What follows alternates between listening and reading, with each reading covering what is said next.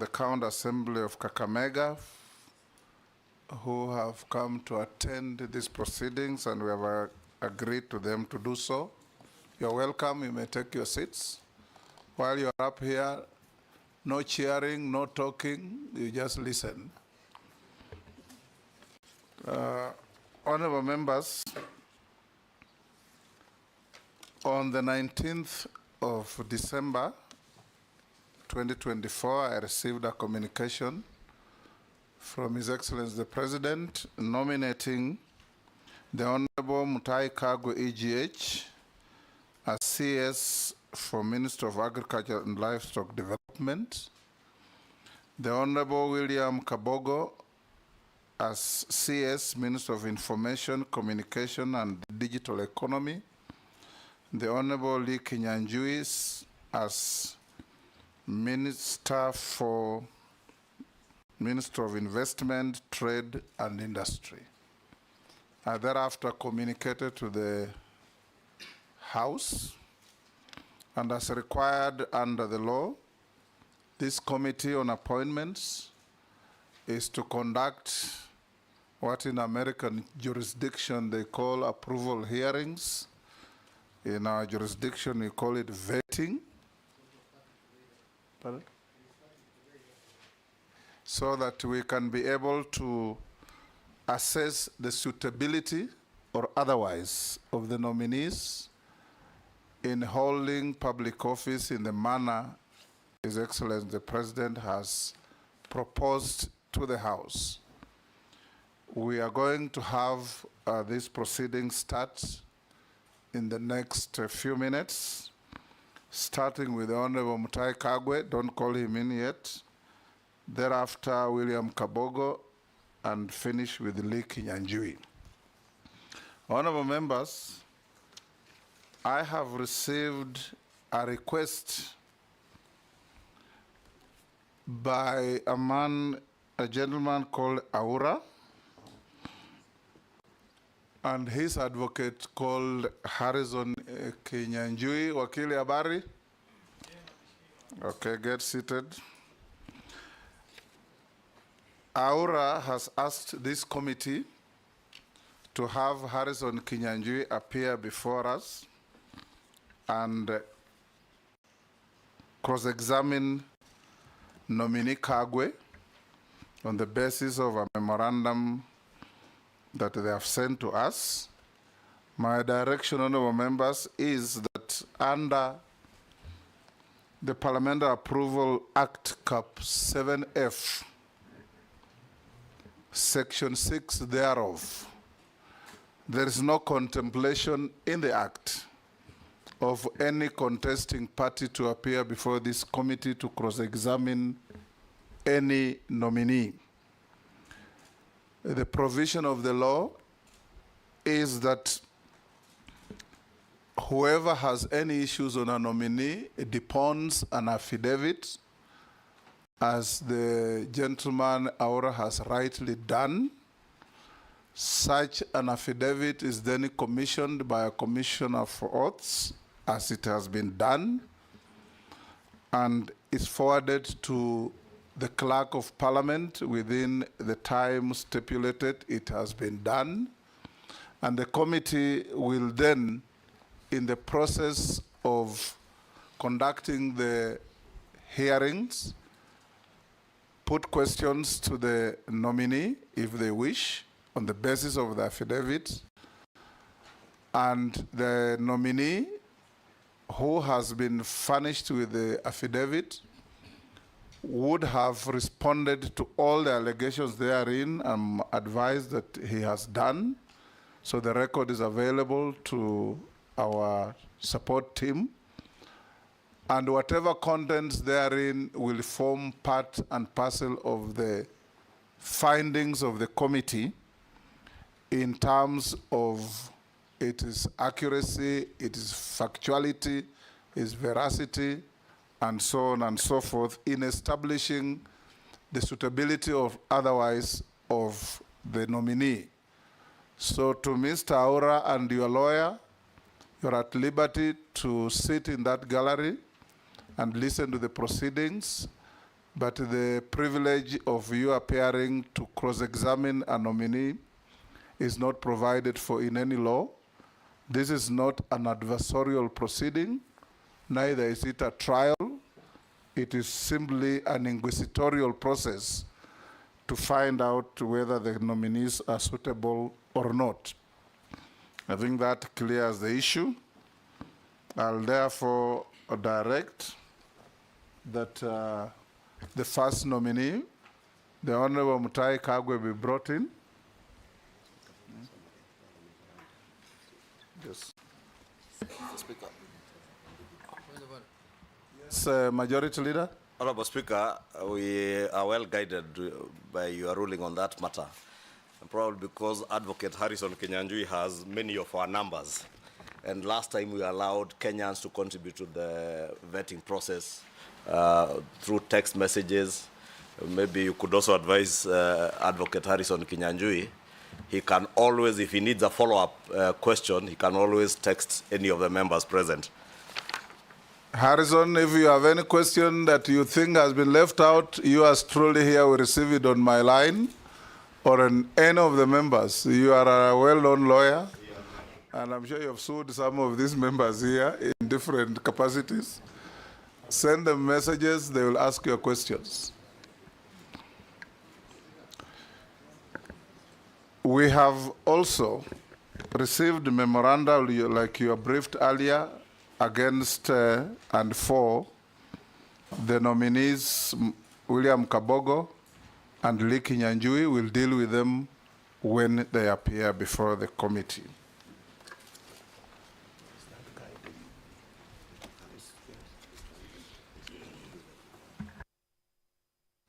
And as we start, I also want to thank Kenyans who have shown interest in this process and sent memoranda, particularly Mr. Aura, who has sent us 118 paragraphed affidavit on the nominee sitting before the committee now. We'll now start. The Honorable Mutai Kagwe, that's your name, but we'll invite you to put your name on record and wait thereafter for members to introduce themselves. Go ahead. Thank you, Mr. Chairman. My name is indeed Mutahi Kagwe. Thank you. I'm the Speaker of the National Assembly and the Chairman of this committee. I'll invite all members to introduce themselves, starting with my deputy. Gladys Boss, member for Uasin Gishu County and also Deputy Speaker.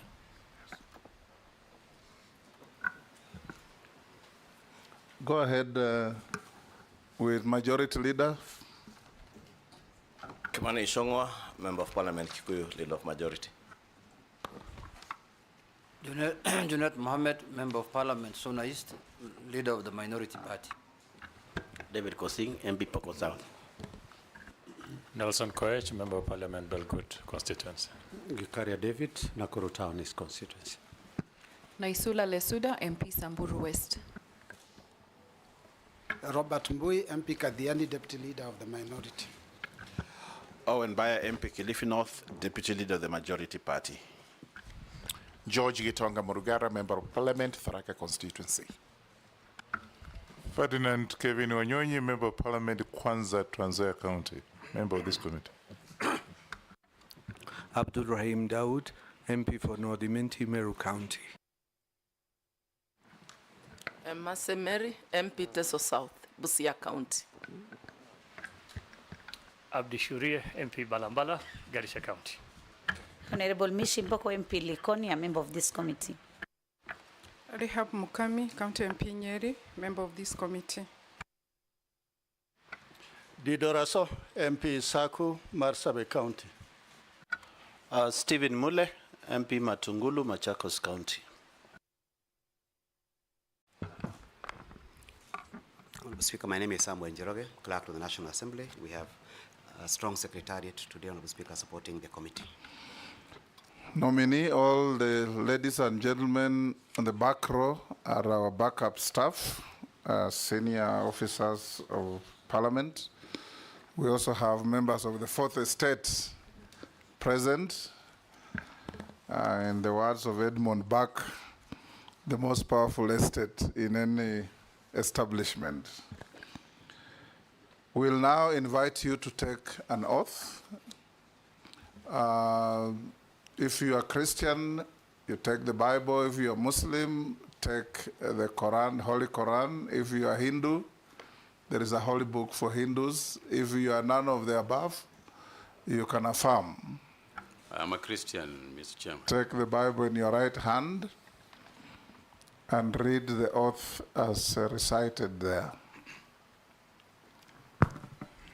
I, Mutahi Kagwe, do swear that the evidence I shall give before this committee on the matters under its consideration shall be the truth, the whole truth, nothing but the truth. So help me God. Point of order. Yes. If I'm not wrong, the nominee is meant to lift his Bible as gives yes. the oath. Yes. Very well. You lift it with your right hand. Go ahead. I, Mutahi Kagwe, do swear that the evidence I shall give before this committee on the matters under its consideration shall be the truth, the whole truth, nothing but the truth. So help me God. Thank you. Sit down and sign to the oath.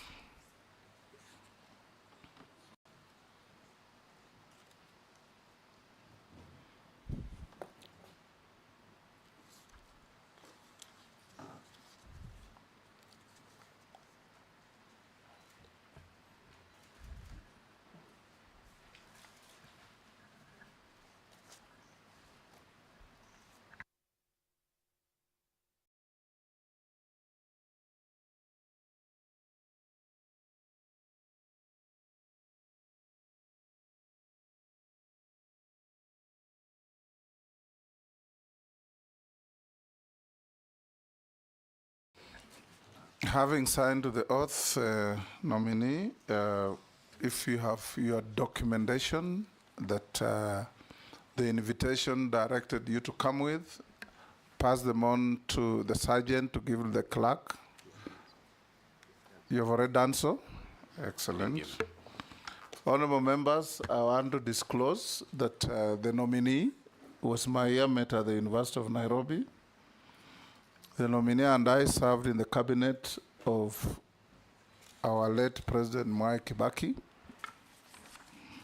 That, however, will not in any way impair or affect my capacity to question him on his suitability for the job for which he has been nominated. Thank you. Now, Honorable Mutahi Kagwe, in less than 5 minutes, tell this committee who you are, your background, your education, and why you think you are suitable to hold office for which you have been nominated. Thank you very much, Mr. Chairman, and thank you, members of the nominating committee. First and foremost, before I start, Mr. Chairman, let me just say that I want to say thank you. First, I would like to say thank you to God indeed, because that is why He is why we are here today. Secondly, I wish to take this opportunity to thank His Excellency, the President, for this appointment or nomination, which I hope will be approved by this committee. Thirdly, Mr. Chairman, I very briefly will say that, as I said, my name is Mutahi Kagwe. I was born in Nyeri County, and Mr. Chairman, if you allow, as I go along, I will give the reasons. I will tie up the reasons why I think I'm suitable for this job with my background. I went to primary school in a rural school in Nyeri, and I think that is where I started the journey to this discussion here today. Most of you will remember that in primary schools, or some of you will remember, that in primary schools, we used to have what was called the 4K Club. The 4K Club is where we started our farming. Some of us went there. And Mr. Chairman, if you remember, the 4K clubs introduced us to agriculture. And that's why I picked my talent of planting trees and so on. Mr. Chairman, in my primary school, what we did, I lived a rural primary school life where we did a lot of work in coffee. I have carried coffee on my backside to take it to the factories. First in Ishamara, if anybody knows the place, in Nyeri. We have spent our school holidays in coffee factories where we were drying the coffee beans and so on and so forth. You know what 4K meant? Kuungana, kufanya, kuungana,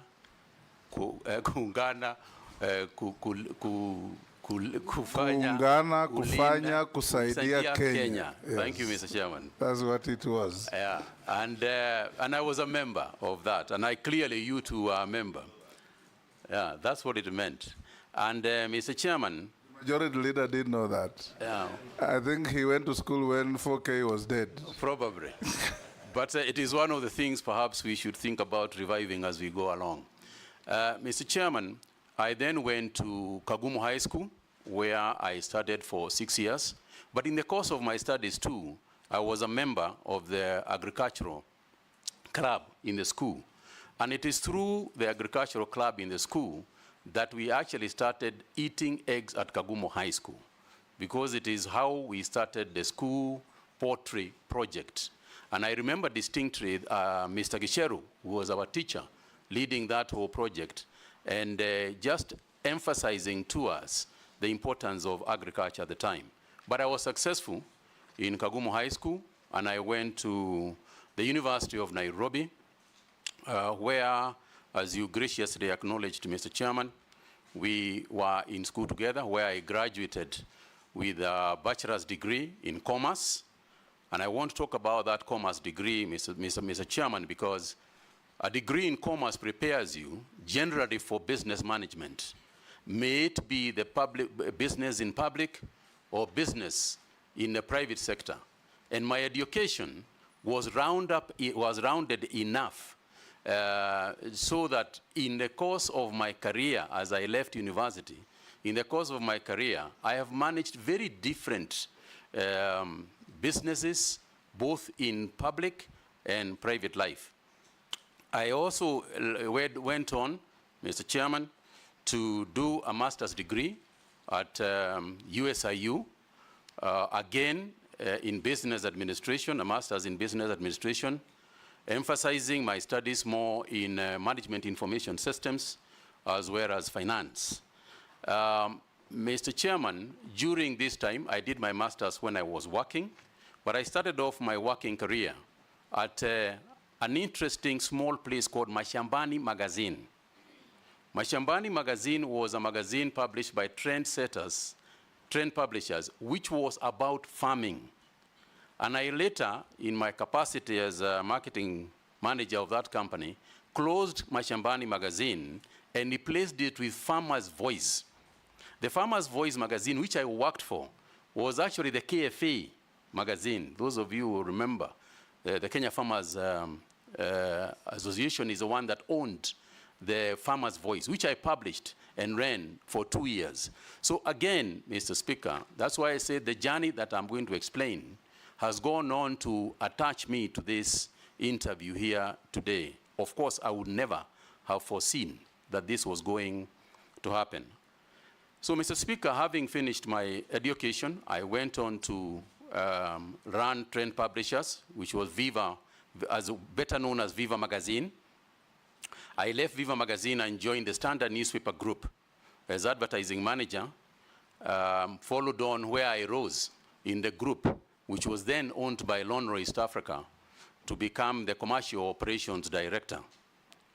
Following my 11 years as an employee of Lonro, I then branched out on my own to start my own businesses. And since then, that is what I have been doing in my private life, running businesses over that period since the year 1992, when I left former employment. Mr. Chairman, after that, during my period in the year 2002, I ran for office. I felt that having done being educated, having then gone on to develop a successful career, I felt that I should do some public work and serve the people. And I went to Mukurweini constituency, where I ran for office and was elected in 2002 as a member of parliament for Mukurweini constituency. In the course of that, you will remember, Mr. Chairman, that at that time, cabinet secretaries, cabinet ministers were also appointed from the parliament, and I was appointed as the Minister for Information and Communications in the year 2005. I served as Minister for Information and Communication, and I can say that it is one of my most exciting times.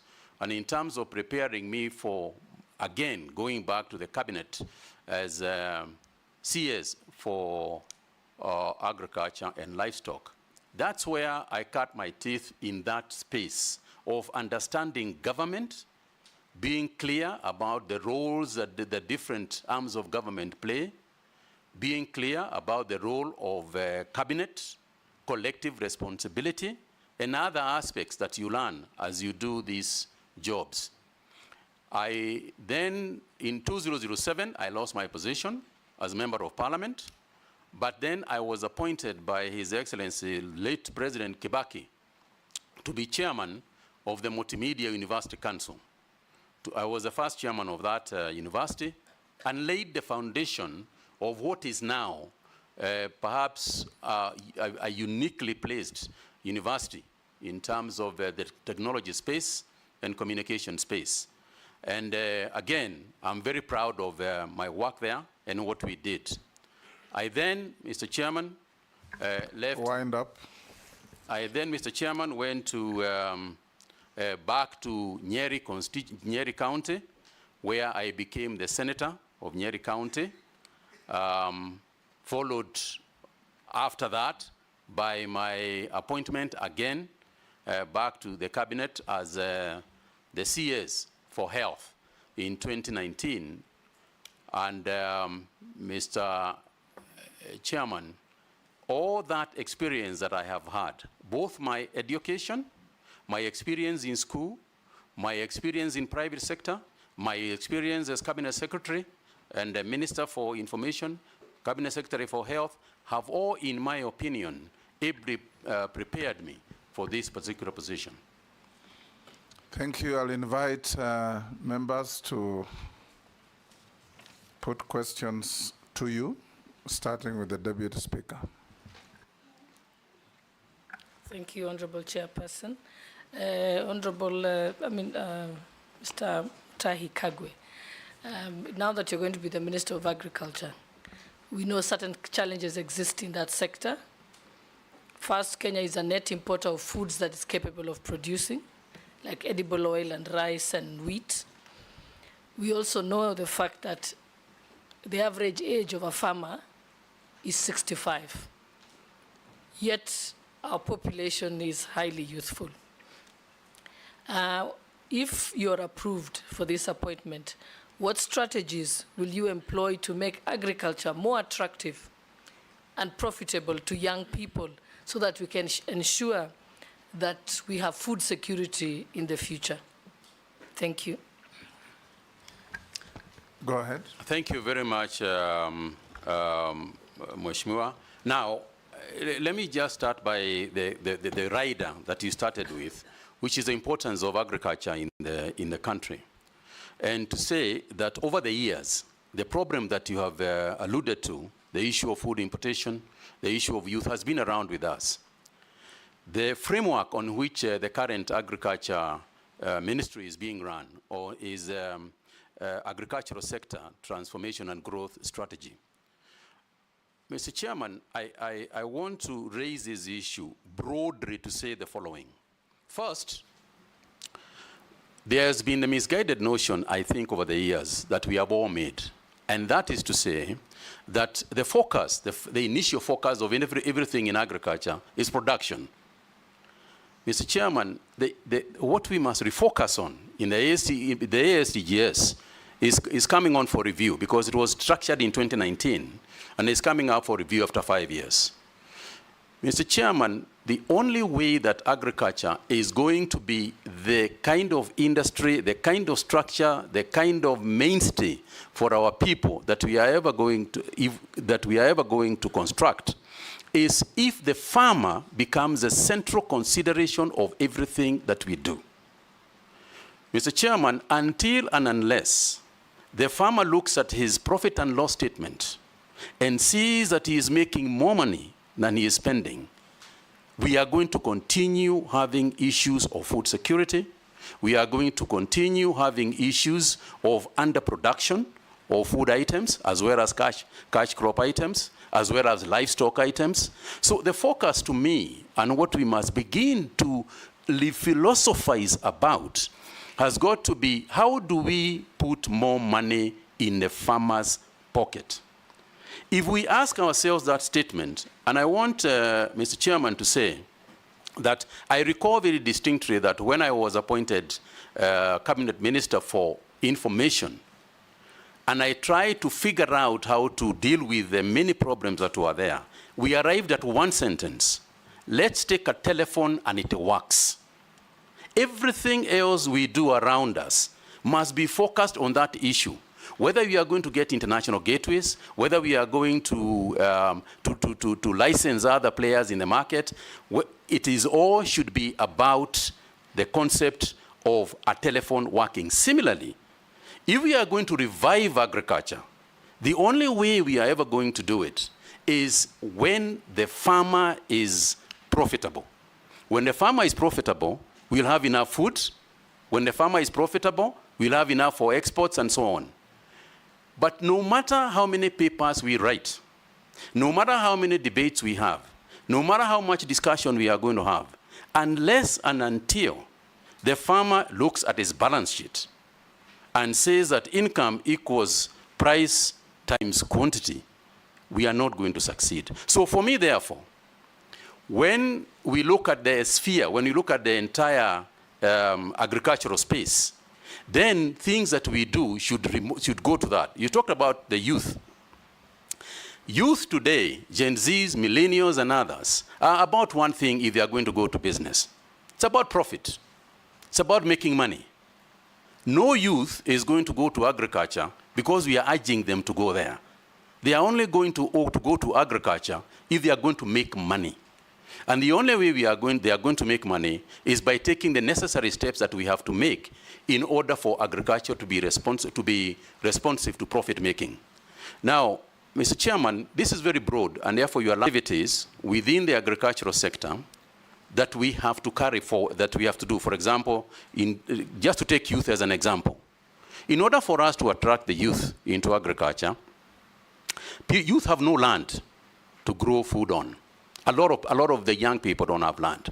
So we have to think broadly about how can we afford them land first. There is a lot of land, ADC and other organizations, private sector, land that is lying idle, that is not being used, that we can lease to these people.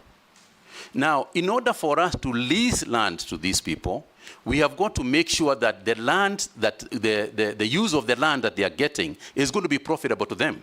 Because that's why, in the first place, they are going to go for that idea. How are you going to do that? Our research organizations must ensure that we have done proper soil analysis. Our seed people must have the correct seeds so that people can plant seeds that germinate, seeds that produce the correct product. We have got to plant the right crops in the right places so that they can grow en masse and produce more per acre.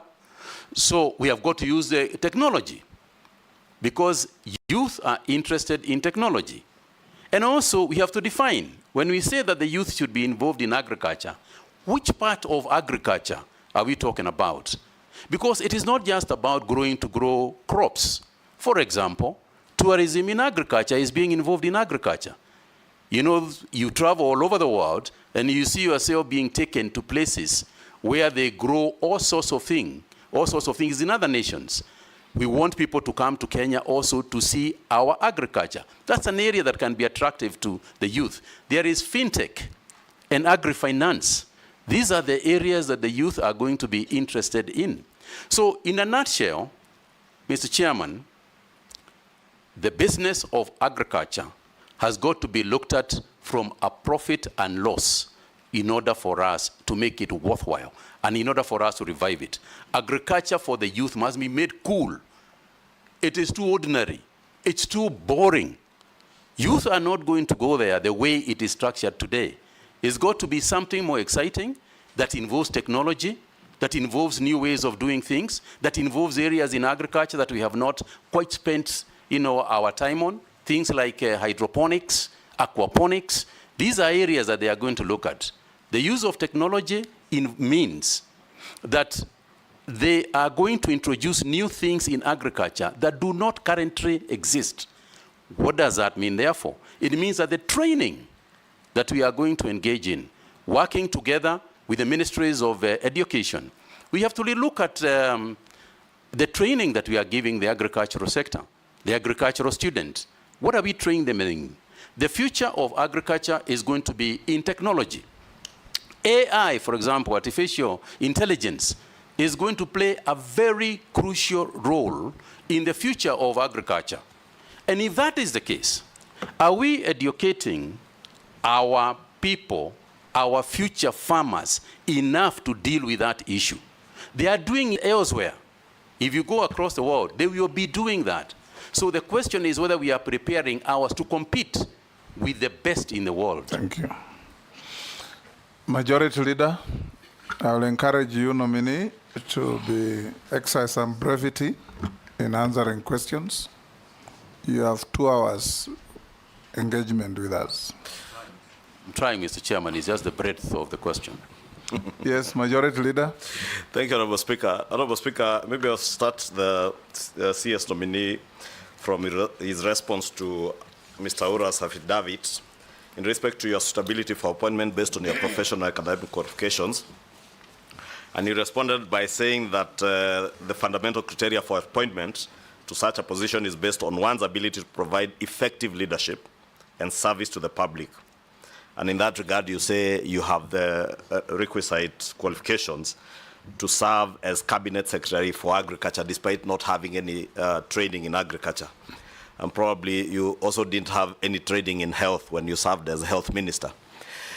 But CS, in my view, you did well in terms of communicating, especially around the COVID time. You were on TV, in fact, people christened you the COVID CS. I would want to hear what exactly you intend to do, because again, in my view, we have had a communication problem, and more so in the State Department for Livestock and also the State Department for Agriculture. You remember last year the issues that we had with subsidized fertilizer procurement and the communication that came around that issue. Towards the end of the year, we also had a similar problem. I had to withdraw a bill that came to Parliament from the State Department of Livestock, the Livestock Bill, largely on account of the disinformation that was being propelled in both mainstream and social media. And this bill is anchored on policies that are espoused by the government through the ministry.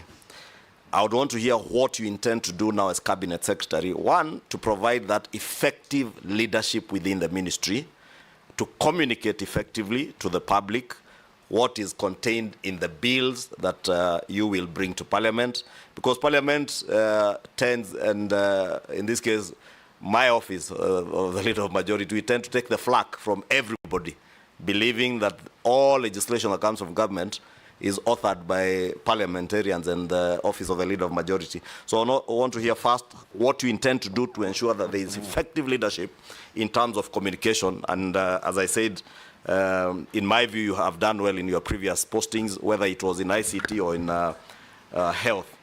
To CS, I've also noted from your CV and the documents that have been submitted, as Cabinet Secretary in the past, you have served for 2 years in all the ministries you have served. Is it coincidence or fate? Because you are CS Health for 2 years, you are CS ICT again for 2 years.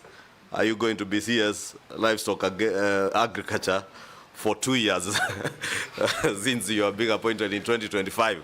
I don't know whether it's fate or by design. Lastly, you have spoken at length on the nexus between farming and the profit and loss for the farmer and what you would want to see in the ministry. We have also heard from government, especially from the president, that we have now, as a country, fixed our production side. I would want to hear, and again, based on your training as a student of commerce, what exactly do you intend to do to ensure that there is a proper nexus between the productivity that we are saying we have increased, whether it's sugar, whether it's maize, whether it's rice? How do you link that to markets? And bearing in mind that coffee, the coffee you are speaking about drying in your younger years, most of the marketing is in the Ministry of Agriculture. It's in our State Department, in cooperatives, I think. Whether it is milk, again, you produce, the marketing is with someone else. Coffee you produce, tea you produce, marketing is done by someone else. How are you going to create that nexus to ensure that also the country benefits from your experience as a marketer and as a student of commerce to make farming profitable, not just for future farmers, but even for our current farmers, many of who probably are not as tech savvy as the younger generation. And I would really want, I was looking to hear when you spoke about the P&L, how you intend to get that nexus between the good productivity that we now have to making profits for farmers to make it profitable, because that's the only way you'll be able to sustain. This sector has been riddled by cartels, whether it is in the tea sector, coffee sector, milk sector, there are cartels all over. And we have seen in the past people come into this office, very good-looking people like yourself, with very good intentions, but they get swallowed by the cartels. Thank you. How do you intend to protect yourself from being swallowed by these coffee cartels, tea cartels, milk cartels? Brevity. Mr. Chairman, you'll agree that there is quite a bit to respond to here, but I'll try and be as brief as I can. Yes. Thank you very much, Mheshimiwa. Let me start with the issue of communication, because I think that is what you laid emphasis on. I think the first thing to remember is that in my capacity, if I'm approved by this committee, in my capacity as a Cabinet Secretary, I am simply a cog. I'm simply part of a cog of people and stakeholders that must be involved in the decision-making processes that you have referred to. You can't be part of a cog. You can be a cog in a wheel. Yes. Yes. Indeed. Yes. Indeed, Mr. Chairman. One of the cogs. That is what I am. And Mr. Chairman, the long and short of it is the following, that it is not possible to make progress in that area unless we work together with the stakeholders. We have got to have a consultative approach to these things. Cows belong to individuals. Maize in chambers belong to individuals. They don't belong to the government. You know, coffee in coffee farms belong to individuals. So any decision that we make has got to be made with those individuals who are the owners of the of whatever products and commodities that we are going to be discussing. That's number one. Number two is that they are experts in these areas. They are also experts who have been trained to make decisions in those areas. And I'll tie that up with what you said about COVID, the issues of COVID, which I'll come to on its own at some point if the chairman will allow.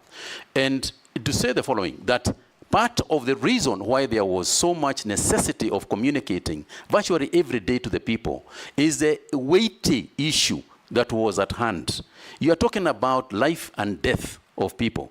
And therefore, you need to keep them abreast with any issue that is developing in relation to their own lives. Because that is what it came down to.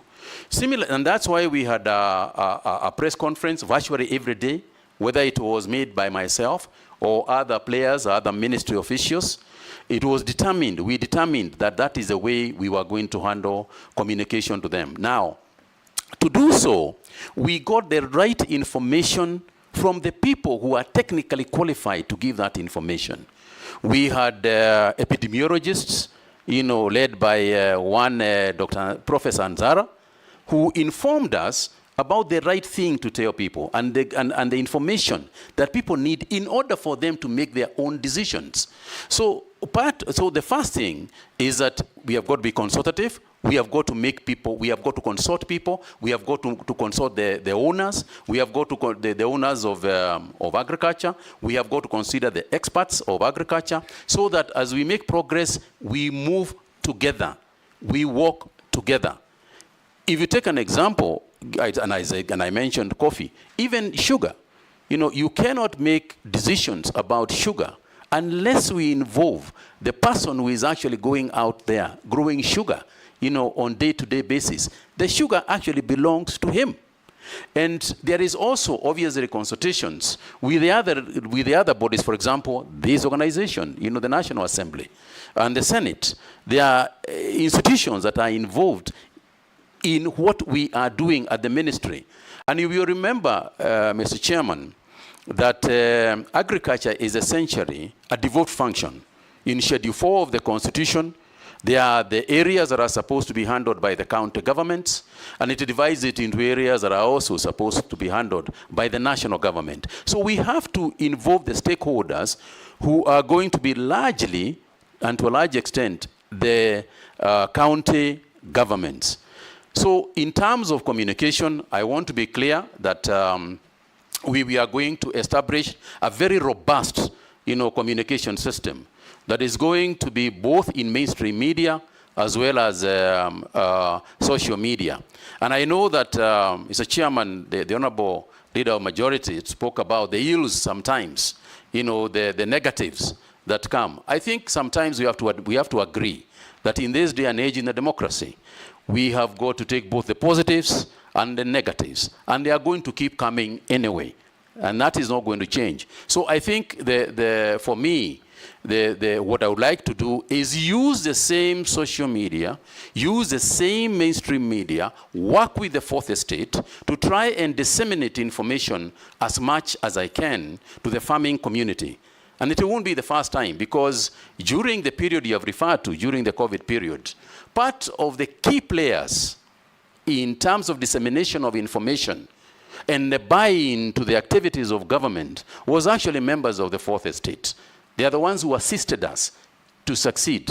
And I want to say that my intention is to continue to work with the fourth estate as openly and as transparently as I can. We will be criticized, and that's fine too, because oversight is part of their job. So I intend to keep very closely, to work very closely with them. The area of social media. Social media is an area that has come to both help us. It helps us a great deal. There is also the negativity in the social media. And I know that, Mr. Chairman, if one were to talk broadly and say leadership has been made that substantially harder, through social media. But part of the hardship hardship and headaches that one gets from social media is also part of the way that we can communicate more easily, to our people, because they are also on social media. And that which you cannot change, you might as well use, because we are not going to be able to change some of the communication channels that exist. And indeed, we can use them very positively for ourselves. Mr. Chairman, there was a nexus that the Honorable Leader of the Majority wanted me to explain, and that's the issue of the PLL and the production capacity that has clearly increased. It's a fantastic example of what I'm talking about. The reason why the production has increased is twofold. One is because of the good climates that we have fortunately experienced. But two, and to a large extent, is also subsidized fertilizers. It's part of the reason why this increase has come in almost all products, both cash crop and as well as food crops. There has been an increase. Now, when you increase production and you are able to save on post-harvest challenges, it means that the farmer gets this bigger quantity that he has got. But the market is huge. The market for these products is not just here. The market for both livestock as well as crops is both in Kenya and external. Information about the markets is what has largely been missing. And part of this is also the deployment of technology. Because now with a mobile app, you are able to tell where tomatoes have got better prices instantly. But this information is around somewhere, floating somewhere in the market. It's our responsibility as ministry to make sure that that information is available. You also alluded to the issue of the fact that the marketing aspect of most of those cash crops, the boards and everything, is in the Ministry of Cooperatives. That's fine too, because we work in a collective area. We have collective responsibility. Every ministry in government will automatically have to relate with another ministry in government. And it is not just the Ministry of Cooperatives that we have got to work with.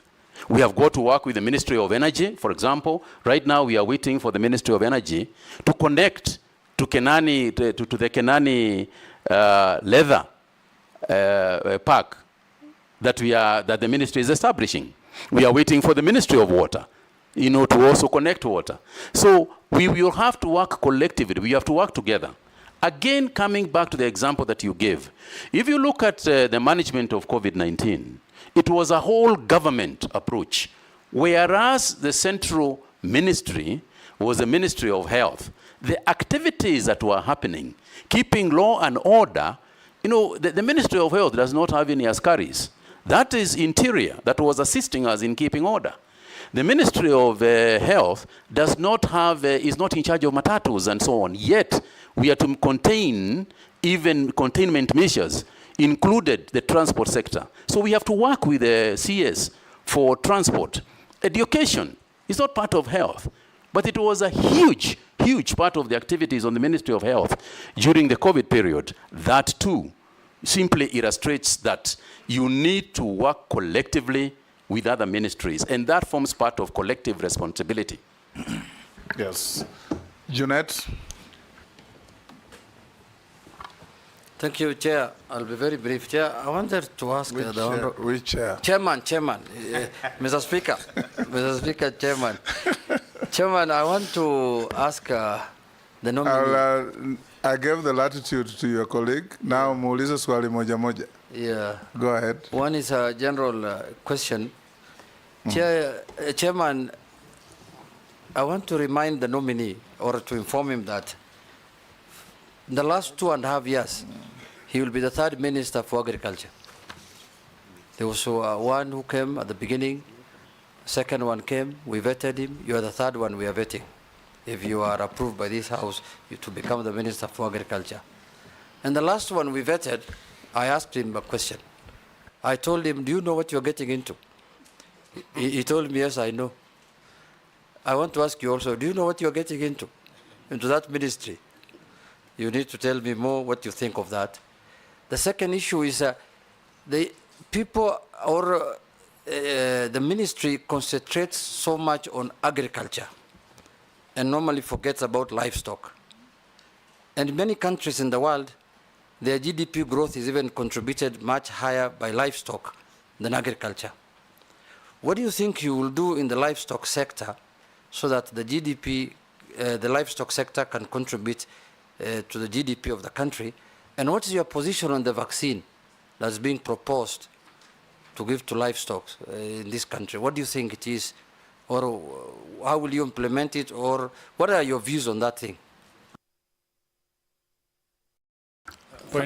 Point of order. Yes. I think if you allowed 3 questions, because many of the questions you will easily answer them with, many responses. Yes, that's what I was going to do. Okay. Posing. Thank you, Chairman, Speaker. To the nominee, Honorable Mutahi Kagwe. Following what Honorable Junet said, many people think that the Minister of Agriculture is crops, forgetting the bigger, which is livestock. My question will be, what will you do, particularly the pastoralist people, who keep a lot of animals, but during let's say, drought or something like that, they lose all of them. What will you think, or what will you do, or what will you tell them to listen, that even before drought, for example, that you can buy all of these animals and then give them money to wait until drought goes, then you bring number two, you are going to be Minister of Agriculture. Where is agriculture?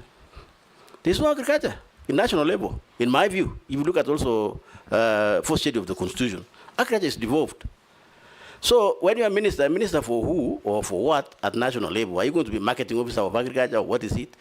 And yet agriculture is at level. My proposal will be, or what I want to hear from you, what nexus or structure, legal structures or implementable structures that will be between you yourself and the counties. Because without counties government, without county people, agriculture will just be almost, at national level, it will be a talk show if you don't bring in counties in terms of implementation.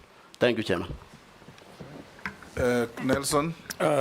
Thank you very much. Many commentators, Mr. Honorable Mutahi, believe that you did actually handle the COVID-19 quite brilliantly. But however, there are questions and of misappropriation, massive theft at that time, particularly in Kemsa. There are cases that have been handled by this House, particularly by the Parliamentary Accounts Committee, and I just want to draw your attention to a few of them. Number one is a question on expenditure of 2 billion on budgeted items in breach of regulation in 2015. Rather, Regulation 2015 requiring public officers to act in the government's interest to be aware on essentials of vote control process. There's also single sourcing of COVID masks supplied contrary to Section 69(2) of the Public Procurement and Asset Disposal Act. I will not highlight all of them, but most importantly also was the acquisition, nominee on vaccines.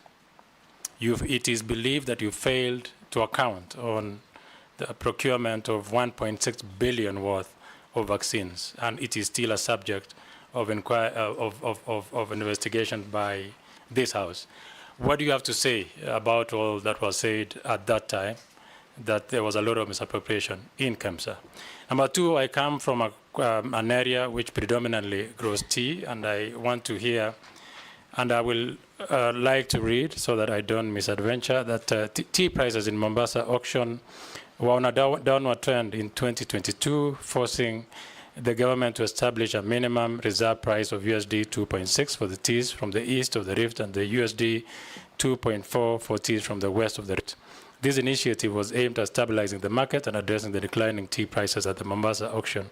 However, the current pricing structure has resulted in several millions of teas being unsold, thus resulting in stagnating warehouses and facilities. What strategies will you implement to alleviate the situation? Additionally, is government interference in this manner necessary in a free market, and how can it be balanced to ensure market stability without causing adverse effects? Thank you. Thank you, Chair. Honorable nominee, I sit in a committee of environment and forestry, where climate change is a huge topic. And most of the time, whenever we go around, over and above the environmental issues, farmers do ask about this climate change, which affects agriculture, be it crop, be it livestock, and things like that. And the issue that always comes is that they don't have any information as to, initially we used to know Kenya, by around February, you start preparing your land for purposes of planting and things like that. But it is no longer. So what policy are you going to put in place to try and address the climate change issue, which is affecting agriculture? And lastly, Chair, it's about somebody has just asked me from the constituency regarding what is your view on this livestock vaccination, the debate that is going on. What is your view? Thank you, Chair. Answer those from Thank you. Honorable Junet down to Gikaria. Thank you very much, Mr. Chairman. Let me start by answering the Honorable Junet's question, which relates also to one that had been asked by the majority leader about the 2 to 3 years, which because they are kind of the same, because I'm the third minister. First of all, of course, is to say that I've been happy to serve, no matter how the period, you're happy to serve, because the idea is to make a difference. And sometimes it is not how the length of time that you do a job in, it is what you put into the time that you have got that you can make a difference in. I have no idea why 2 years into government, I was invited by the 3 previous, including the current president, because obviously they are appointing authorities. But I want to answer your question, and perhaps related to also to Honorable Koeshi's question. You asked me whether I know what I'm getting myself into. And from the questions that you have heard from Honorable Koesh, yes, I can relate to your question and what you are asking regarding the prices and so on. Mr. Chairman, you will remember that one day in 2020, I stood outside Afia House, and it is on record even in the media. I pointed at Afia House, and I said that there are many cartels in this building. I said it myself. It was not said by other people. I am the one who said it sitting in there. So as I went into the ministry, I was quite aware that there are cartels. And I'm quite aware that even this one, there are cartels in it. That's the first thing. The second thing is to say that cartels fight back. Cartels will fight back. And some of the stuff that you are hearing coming out is a question of cartels fighting back. Not only would I expect them to fight me back once you start fighting them, in fact, I'm ready for the battle, because I know the battle is going to come. And the cartels will definitely fight back. But I want to say that irrespective of the war that is clearly going to be there, there are sufficient people in Kenya. There are enough people in the ministry, there are enough people in this parliament, there are enough people in Kenyans out there who are going to be extremely supportive in that fight. I am confident about that. And your job in this house, as you make sure that you oversight, is also to make sure that you assist us also, in those battles with the cartels, that you'll obviously come and fight back so that they can take. In the area of COVID, for example, and I pointed it out, is that as we started the restructuring of KEMSA, and I want to say to Honorable Koech that, it is very difficult for us to remember back at the crisis that we had in 2019, and as particularly after the 12th of March of 2020, when the pandemic was actually declared globally. Mr. Chairman, we were faced by a severe situation. What we are calling, what today sells for nothing, which is a mask for your face, was so rare that people were willing in the streets of Nairobi to pay 3,000, 5,000 shillings for a mask, which is now free in most places and you can take. So when people say, and part of the big question regarding that period and part of the COVID billionaire issues and so on that we have had to do with the prices of issues, the prices of goods, the prices of commodities and health, and what was necessary to contain this disease in our country. Mr. Speaker, I remember appearing in this house to explain these issues and to say at that time in 2020, for example, we were looking for anybody who could give us a mask. And yes, I am the first person to admit that it wasn't an opportune time, that indeed there was abuse of process in KEMSA and other procuring agencies at that time, and not just in the Ministry of Health, but widely. But I think the major concern, the major interest at the time, and I can give you one clear example. For instance, the PPEs. We were looking for protection gear for our doctors and nurses. We didn't have any. A PPE could easily sell for 15,000 shillings, 9,000 shillings, etc. And I can tell you, Honorable Koech, that if they came at 20,000 shillings, we would have bought them. Because it's a question of, are you going to wait or are you going to buy at whatever price to save lives?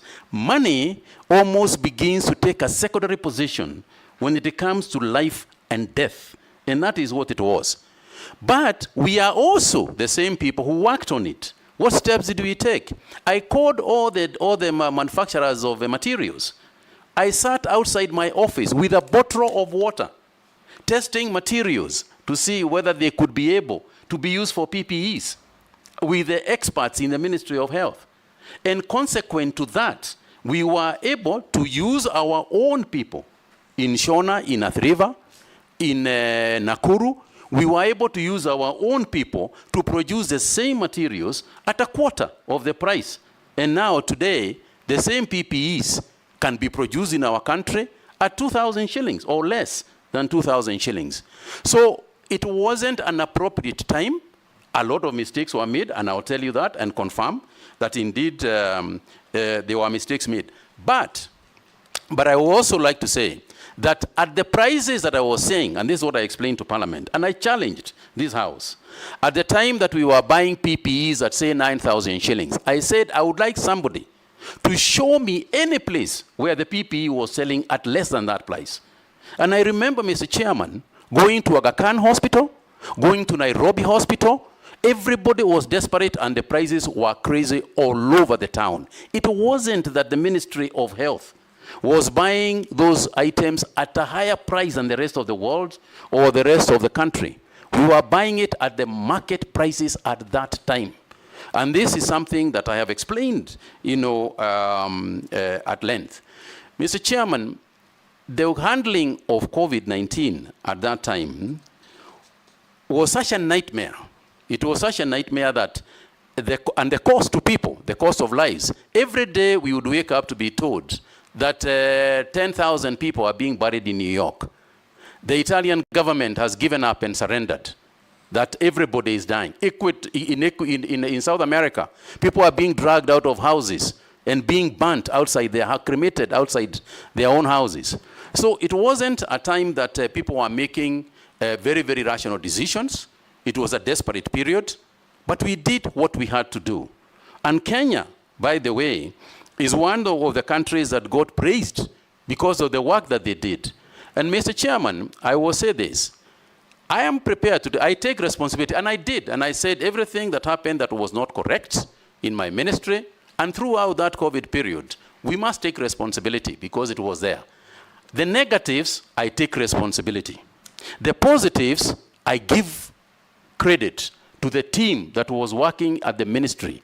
All the members of the National Emergency Response Committee, of which I chaired, that included members of the Defense Forces, members of all ministries that were involved. We took collective decisions. In the issue of vaccines, we took collective decisions for vaccines. And the whole issue of the expenditure on vaccines, Mr. Chairman, is actually exaggerated. Because 90% of the vaccines that we actually used in Kenya were donated. There were donations from the United States government, from the World Health Organization, from European governments. Yes, they were of a great value, and they were valued at a lot of money, but they were free. We got a lot of those things for free. We didn't actually buy a lot of those ones. The ones that we bought, the ones that we ordered from Johnson & Johnson in South Africa. In fact, the quantity that we were supposed to get, we never even utilized in full, because by the time we had developed immunity and stopped the delivery of. So there were several issues that one can speak about. And as for KEMSA, it is true. When I said that there are cartels out there, it was true. And what did we do? What did I do as minister? You remember, Mr. Chairman, that we carried out a complete re-engineering of KEMSA. Change of staff, restructuring the organization, at least in the time when I was there. So we did take action about it.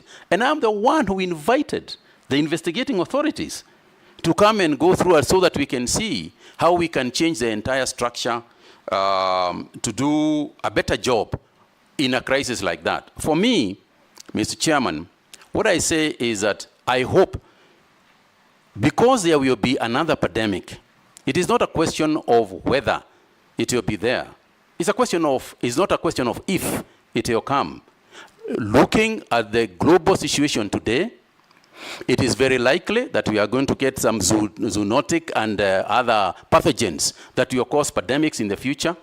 And it's a question of being prepared for it and hope to God that there will be somebody sitting in those offices where he or she will have to make some very difficult decisions, notwithstanding the fact that eventually they could be verified for those decisions. But I hope to God they will have the guts to go on anyway and save lives. Mr. Chairman, on the issue of tea, and I know that this is an issue because of the tea that is actually lying in Mombasa, at the Mombasa auction. Mr. Chairman, I know that my predecessor had set a committee to deal with the issue of tea, and I want to say that I agree with those people who are saying that there is an interference of businesses that governments can go to a length to do and mess the process in the first place. So there is a degree of regulation that you want to carry out, and indeed we will carry out some regulation, but the regulation will be to improve the market. Our job, as you asked about what is the ministry going itself doing, given the fact that it is a Schedule 4 divides it amongst both the county governments and the national government. I think if you look at Schedule 4, you'll see that the breadth of involvement of the national government is quite large. And if you are involved in the policy, if you are involved in research, if you are involved in financing, if you are involved in creating markets for these products, then you will have to work, as you rightly said, in the joint committee of both the county governments and the national government. Again, I would like to confirm that this is not the first time I'm going to do this. During the COVID period, or during my days as Cabinet Secretary for Health, that's what we did. We had constant communication. We had several meetings with the CECs for health. And I can tell you, Mr. Chairman, we even managed to bring in to the ministry the CECs for health to be part of the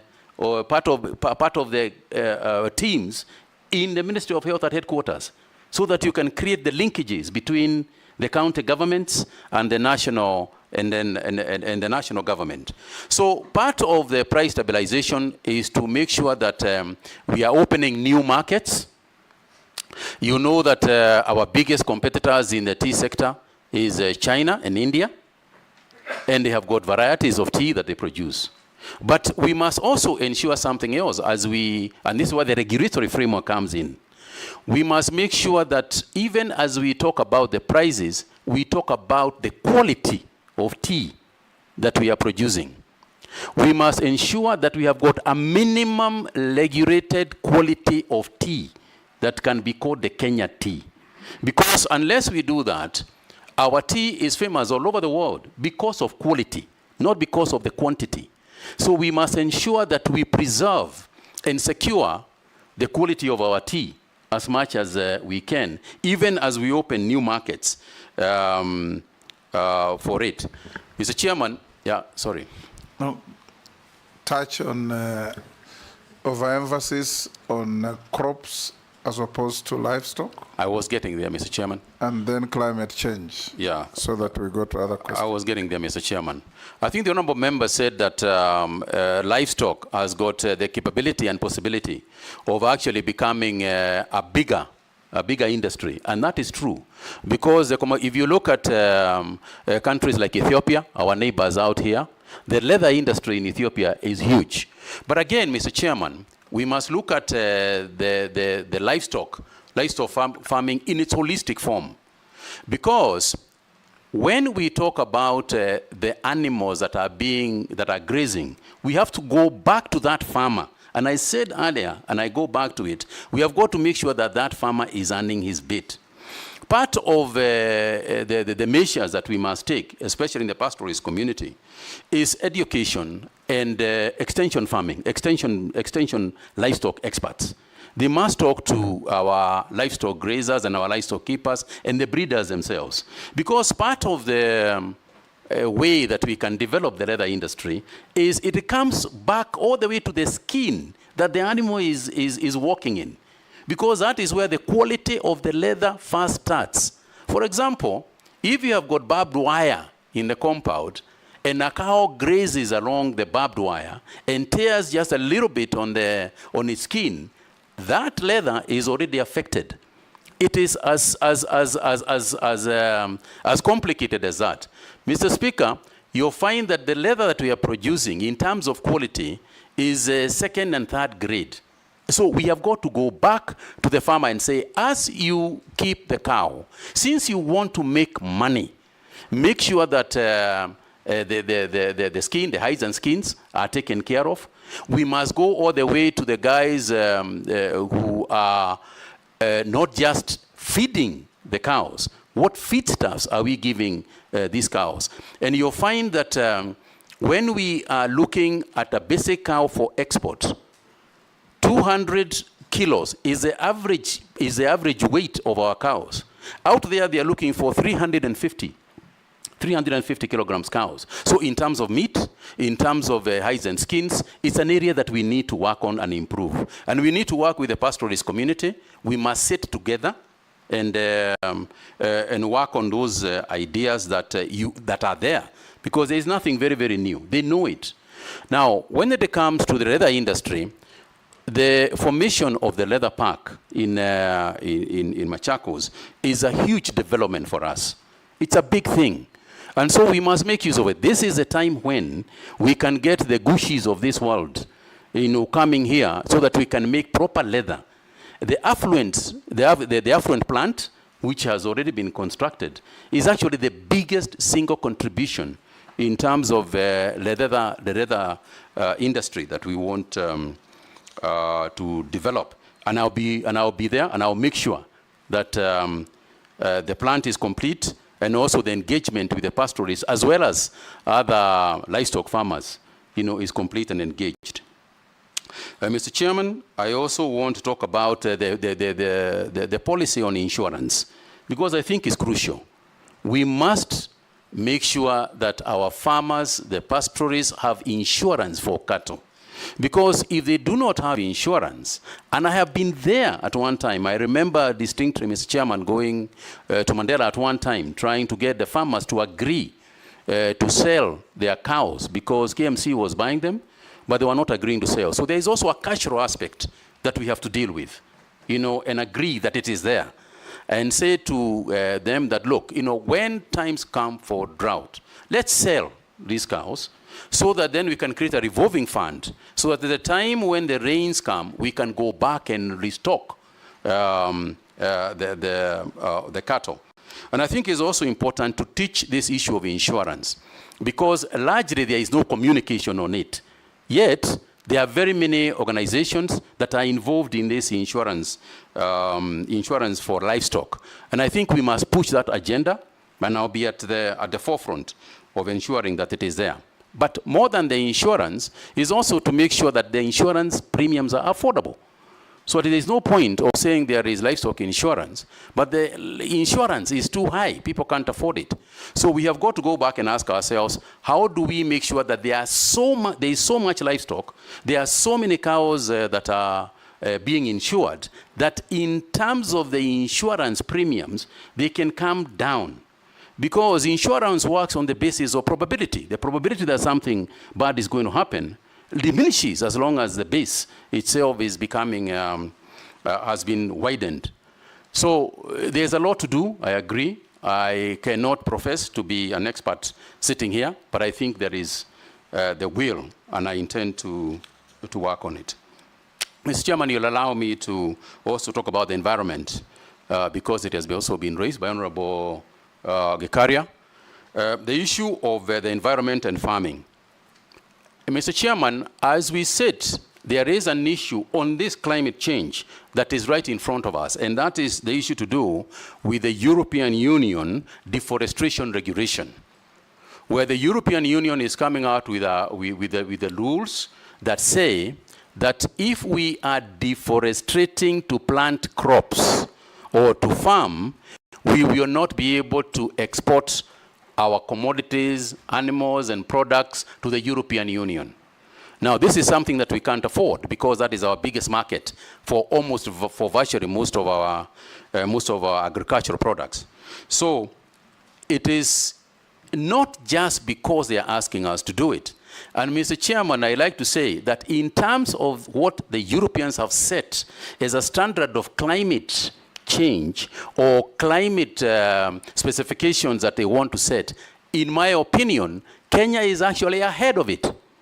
Because, Mr. Chairman, not only are we not cutting forests in order to plant things like coffee.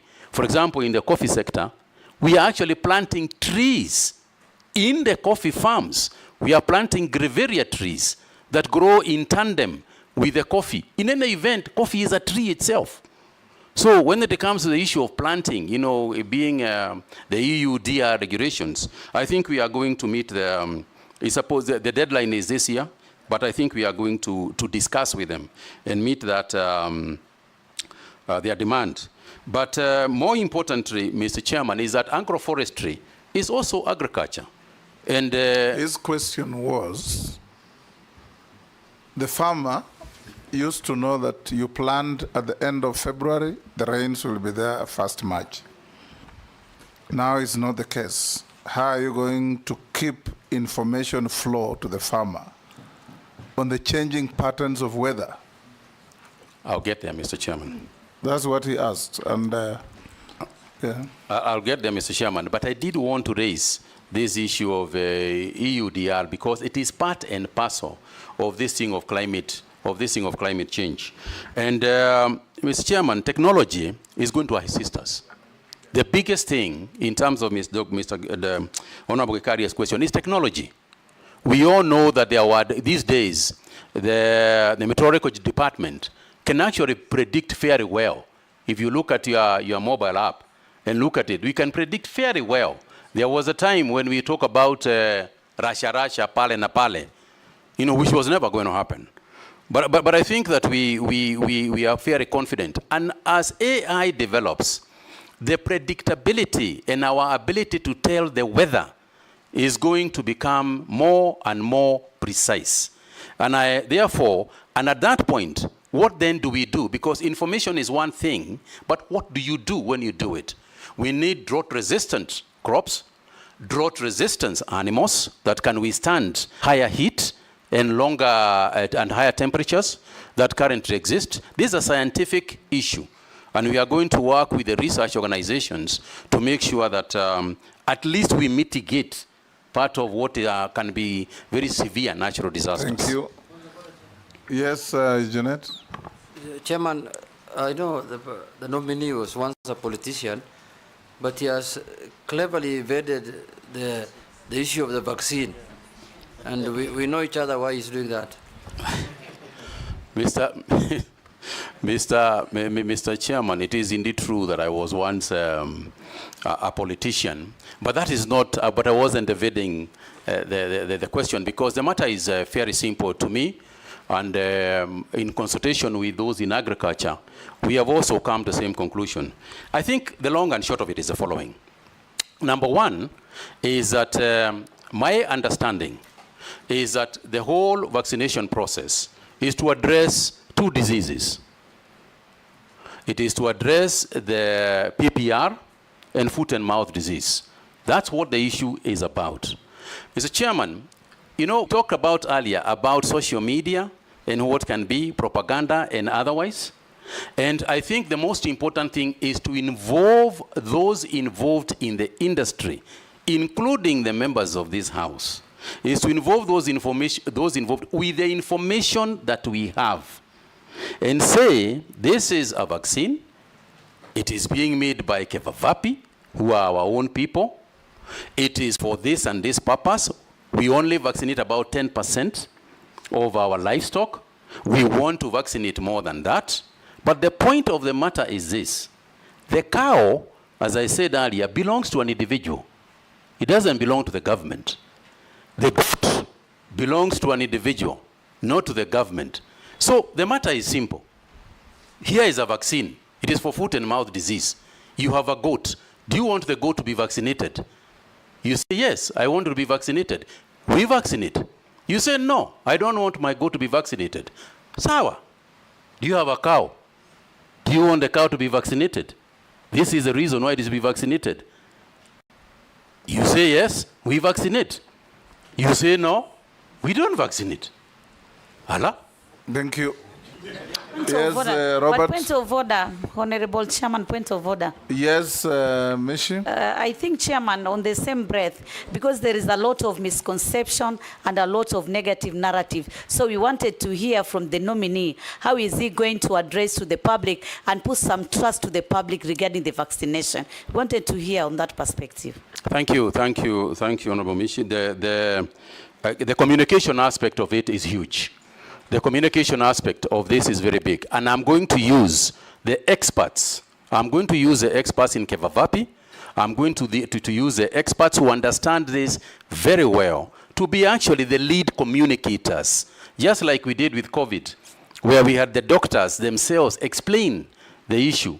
We also want to use the veterinary officers to themselves explain what we are trying to do. So you can be sure, Honorable Member, that I am going to put a very robust communication system on this matter. Robert Mbui, Yeah, thank Baya, Murugara. Speaker, maybe before we leave that issue of vaccines, yes. Because I remember CS Mutahi telling us, if I can get it, you can get it on COVID. And largely, the issue of vaccines, the problem has been misinformation and the people communicating. Because the ministry has left it to the political class to communicate, and probably, should he be approved, is the area around that communication that he will need to look into, so that the right people, as you say, communicate, but also communicate the right information to the cow owners. Because again, if we leave it to the members of the public to decide, since the cow is mine, and I base my decision on misinformation, I could decide not to vaccinate my cow to my detriment and the detriment of the country's productivity. Probably, since he has already answered that, but just for information, Honorable Speaker, that should he be approved, that's some of the challenges you find. Thank you, Honorable Member. Hold as I said, you'll come to sorry. that. Robert? Yeah, thank you, Mr. Speaker. The nominee says that he's very passionate to assist Kenyan farmers. Now, I have very quick concerns. One, there was this major scandal of fake fertilizer that made our Kenyan farmers lose very heavily. With your passion, will you consider initiating a process of compensating those farmers that lost, negatively, that were affected negatively by this scandal? There's also media reports, and this is what members here are talking about, indicating that despite there being no budgetary allocation, this issue of livestock vaccination is actually being propagated by multinationals that want to test vaccines on our animals. What is your comment on that? And finally, the government has been accused in the recent past of regulation of private business, especially agriculture. I mean, there's regulations on you have to get a license to grow, a license to harvest, a license to transport, a license to store, a license to sell. What is your comment on that? Thank you, Speaker. Thank you very much, Honorable Speaker. Nominee, I would like to ask you the following question. One, just on the oil crops and the cost of edible oils in Kenya, there has been a over-reliance on the importation of edible oils. And yet this country, especially at the coast, has huge potential to actually bring down the cost of edible oils and actually grow our GDP. Crops like coconut, cashew nuts, ground nuts, and many other nuts that grow at the coast. But there has been little investment in this sector, especially there, and farmers there feel that they have lost their land, and production, and there's nothing they get out of the land because government has not invested in these crops. What will you do if approved as Cabinet Secretary to ensure the people at the coast do not continue to suffer loss of productivity? Secondly, what is your position on GMO crops in Kenya? What is your position on the genetically modified organism crops in this country? Thank you, Honorable Speaker. Murugara. Thank you, Mr. Chairman. My question is on value addition to agricultural produce, and this involves crops and livestock production. The first one is that the reason why farmers are actually finding it difficult to get into agriculture is because they have to sell their crops raw without any value addition, as a result of which they are so cheap that it is expensive to grow them, it is cheap to sell those crops. Number two, also use of prohibited pesticides and chemicals to spray the crops. And when it comes to livestock, to actually vaccinate, as you have just explained, and to treat the diseases that affect our livestock. Some of the chemicals we use, pesticides, are banned in countries where we are supposed to be selling those crops.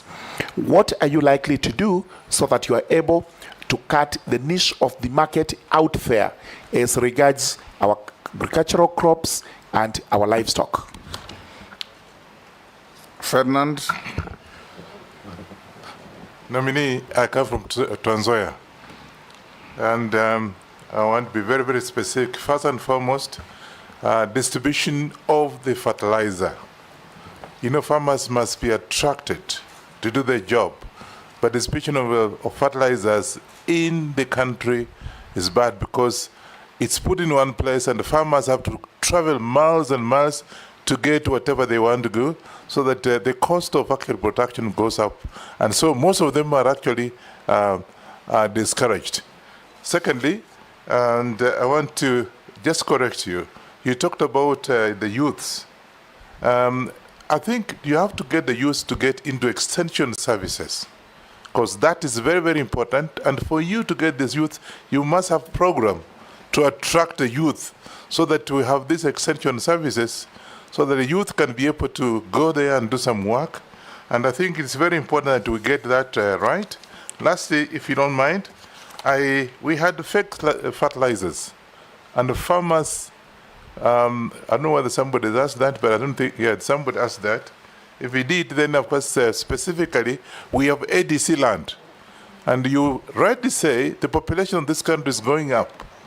And yet ADC farms are lying idle. What are you going to do if you actually make you a minister for agriculture? Be specific on this one. Thank you. Last on that round, Naisula. Thank you, Mr. Speaker. On the issue on livestock farm, I just want to put it to Honorable Mutahi Kagwe that it's one thing to speak very flowery words about leather, about livestock, but when you look even at the budgetary allocation that is given to the State Department on livestock, it is very minimal. And being honest as a country in ensuring that we take livestock matters seriously, because if you look at even the funding, most of the time it is donor funded. And donor funded, it is for a specific period and for specific interventions, but not the whole aspect of it. But my question to you is that the whole issue on research as a country.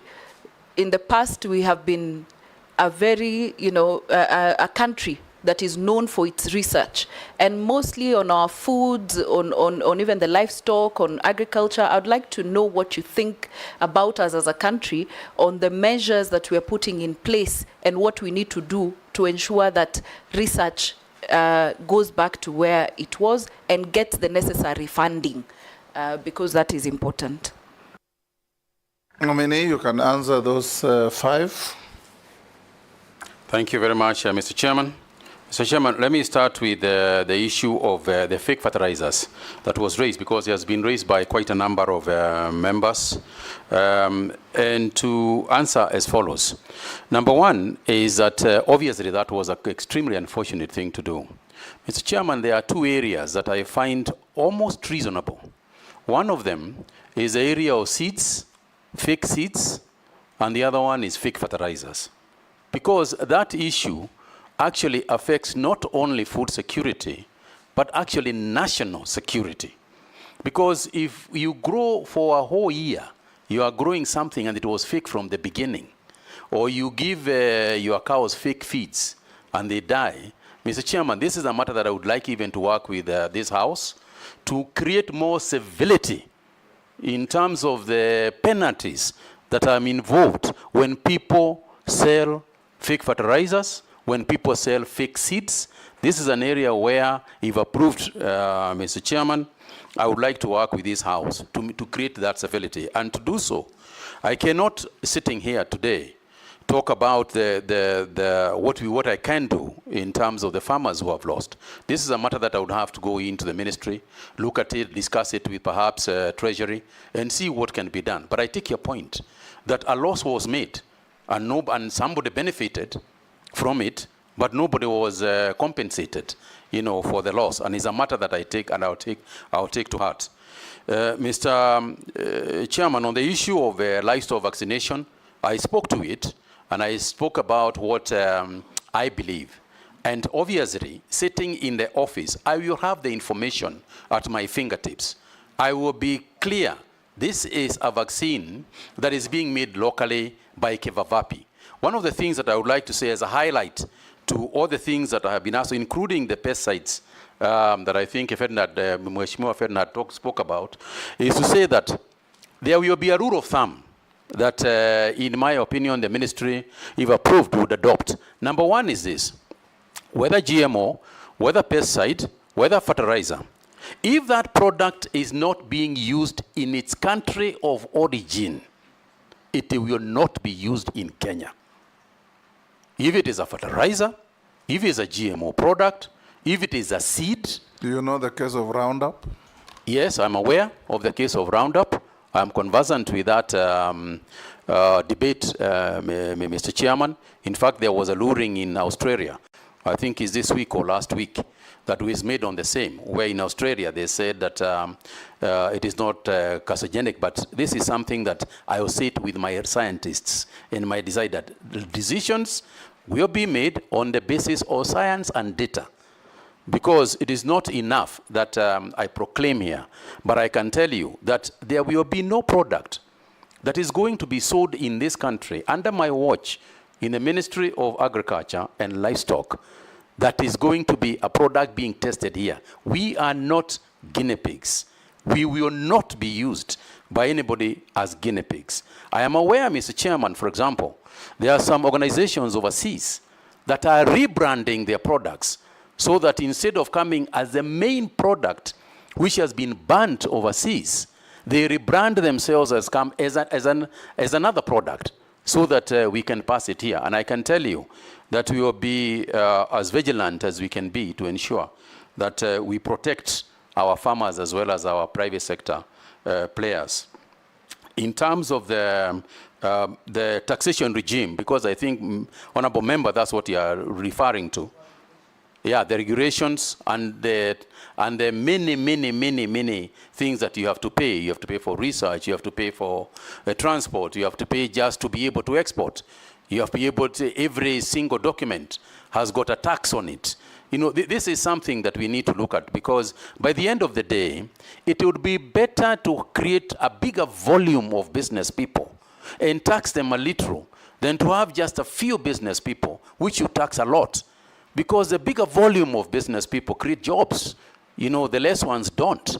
So I'll be fighting, you know, for that position to change. You know, I'll do whatever I can within the Ministry of Agriculture. But of course, this is something I have to work with my colleagues, you know, in other. On the issue of oil crops and farming of palm oil and other nuts, so on, particularly in the coast, yes, I completely agree that this is something that we have missed an opportunity here, because we are only producing about 10% of these oils. Yes, we use them every day.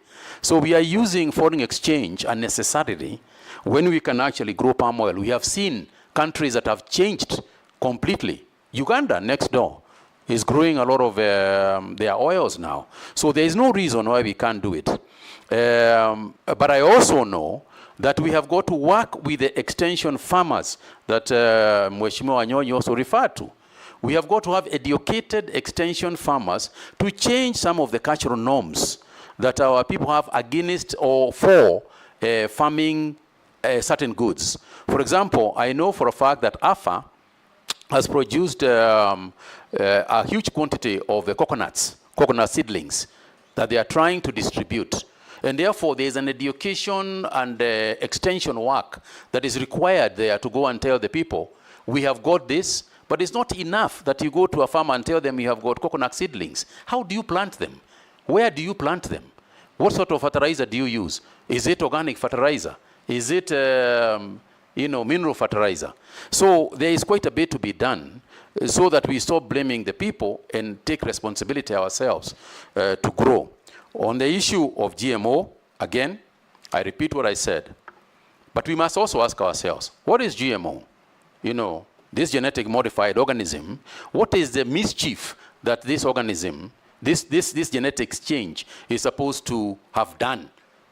And there are two sides to this. There is a positive side and there's a negative side.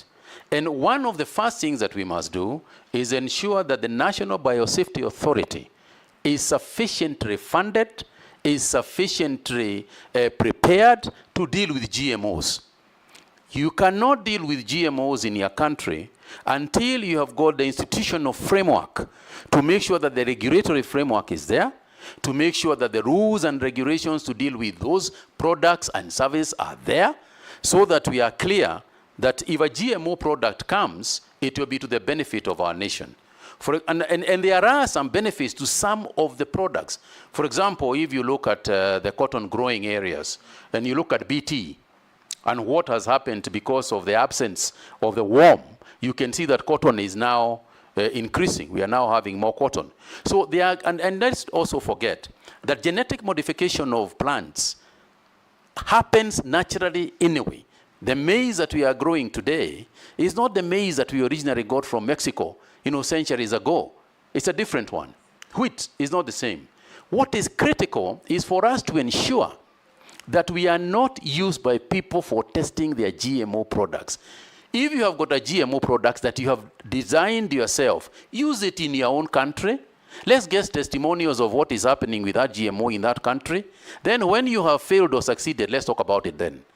Otherwise, it's GMOs that we have created for ourselves, using our own scientists, that we should be considering on a first line basis. Mr. Chairman, the National Biosafety Authority is currently very small, unstructured, and I would like to work with this House to ensure that we support it via budgetary allocations and so on, to make sure that that authority is sufficiently funded and properly run to help us with the GMO, because the GMO issue is going to become a big thing globally, and so we must be ready for it. I think I spoke about the fertilizers, but one of the things I didn't talk about is the process of getting it to the farmers. There has been, I know, just as a Kenyan, I know there is an outcry out there that whatever subsidy you give can very easily be offset by the transportation costs of where you are getting it from.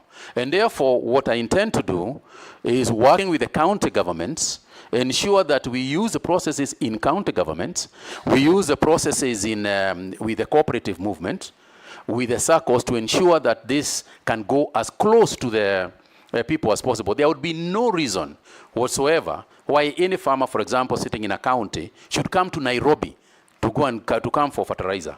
That is something, is a cost that we should bear.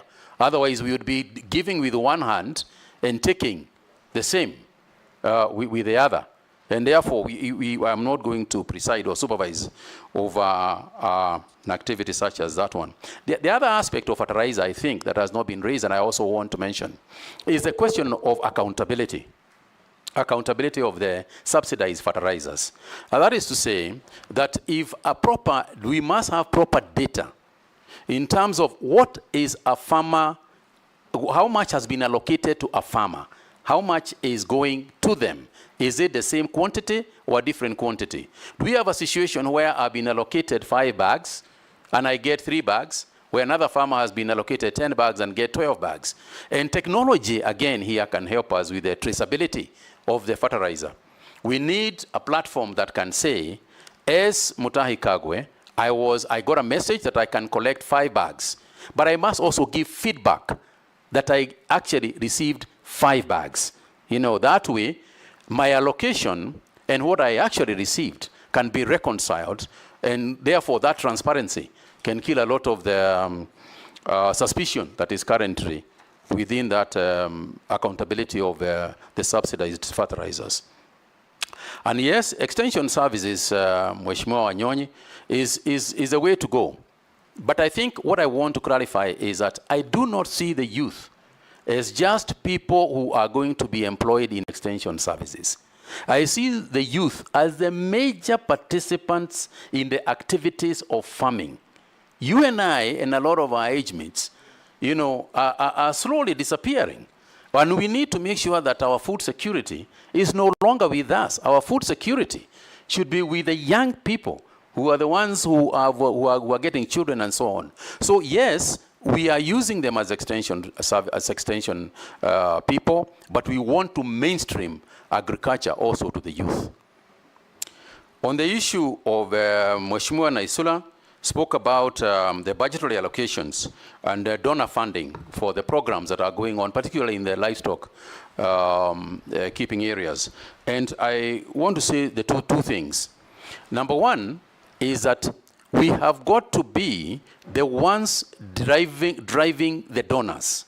We don't want donor-driven projects. Donor-driven projects have got a way of becoming expensive eventually.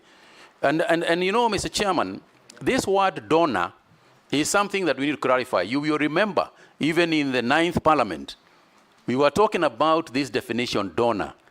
Donor is not actually a real donor, as we understand it in the English language. It's a loan. It's actually a bank loan, which is disguised as a donor. So let's make sure that we are talking the right things. These people who come to do the projects in all the areas in agriculture, this is money that will eventually be paid by Kenyans. So we must not take donor-driven ideas. It is our ideas that we should be discussing with the donors. And in the course of that discussion, we must discuss the question of sustainability. What happens when this program is over? Part of the donor fund must be that sustainable aspect, the training of the farmers themselves, the training of the extension people themselves, so that when they are leaving a complete project that is ongoing. And to your question regarding research organizations such as CARO and the others, I think a lot of our research organizations have also been misused. Misused to the extent that we are working with international organizations. They are using our scientists to carry out this research. And what we find and the discoveries that we make a patent out there by others who then bring the results of the research here for us to buy. I think that it is important for us to put a legal framework within our research organization. And I can tell you this is something I tried to introduce at KEMRI, because the same thing was happening with the researchers for health.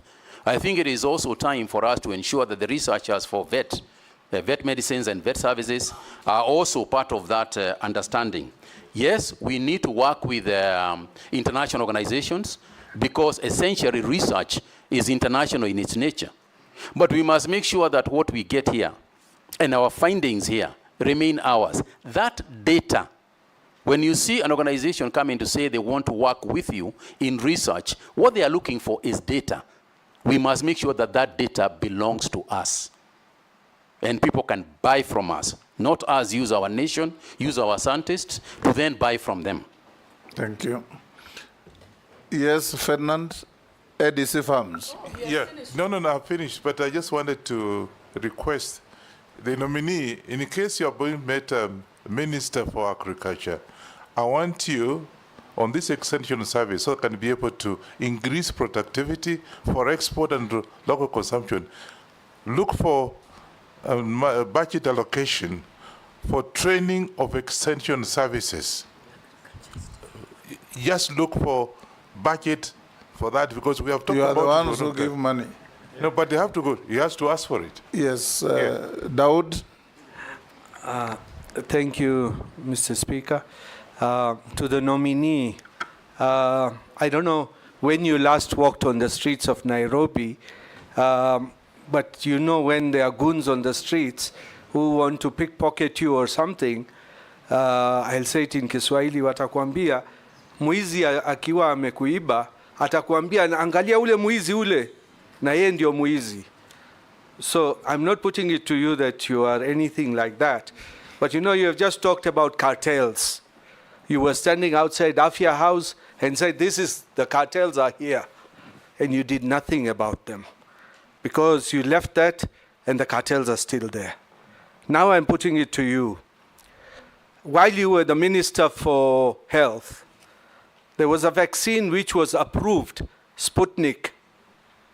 And at that time, there were no vaccines in the country. People were dying, and it was a private farm which was approved by the Medical Association to import the Sputnik vaccine.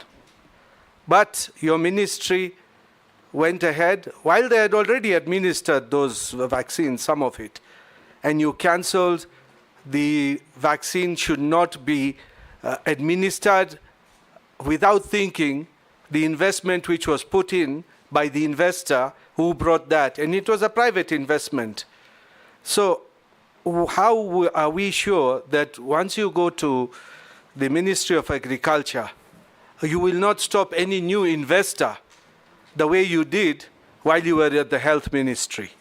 Secondly, when you're talking about cartels, I'm just talking about cartels for you, Bwana Kagwe. The Mira, His Excellency the President, when campaigning in the Kenya Kwanza, he promised the whole of Meru, Embu, and the Mount Kenya East that this government would take care of the Mira farmer and the markets and all that. Unfortunately, we have not gone too far. But are you aware that the Mira farmers who are going to the airport have to pay a levy, which is levied, which there is no receipt for it, there is no nothing, but they have to pay millions of shillings a day, not one or two, many millions of levy, which even your AFA, which is under the Ministry of Agriculture, says they are aware about it, but they can do nothing about it. So there is a cartel there as well. I'm giving you the facts. Lastly, you have said about the fake fertilizer. The former Minister for Agriculture, Honorable Mithika Linturi, comes from my county, not from my constituency. He said there was no fake fertilizer. He is on record saying there was no fake fertilizer.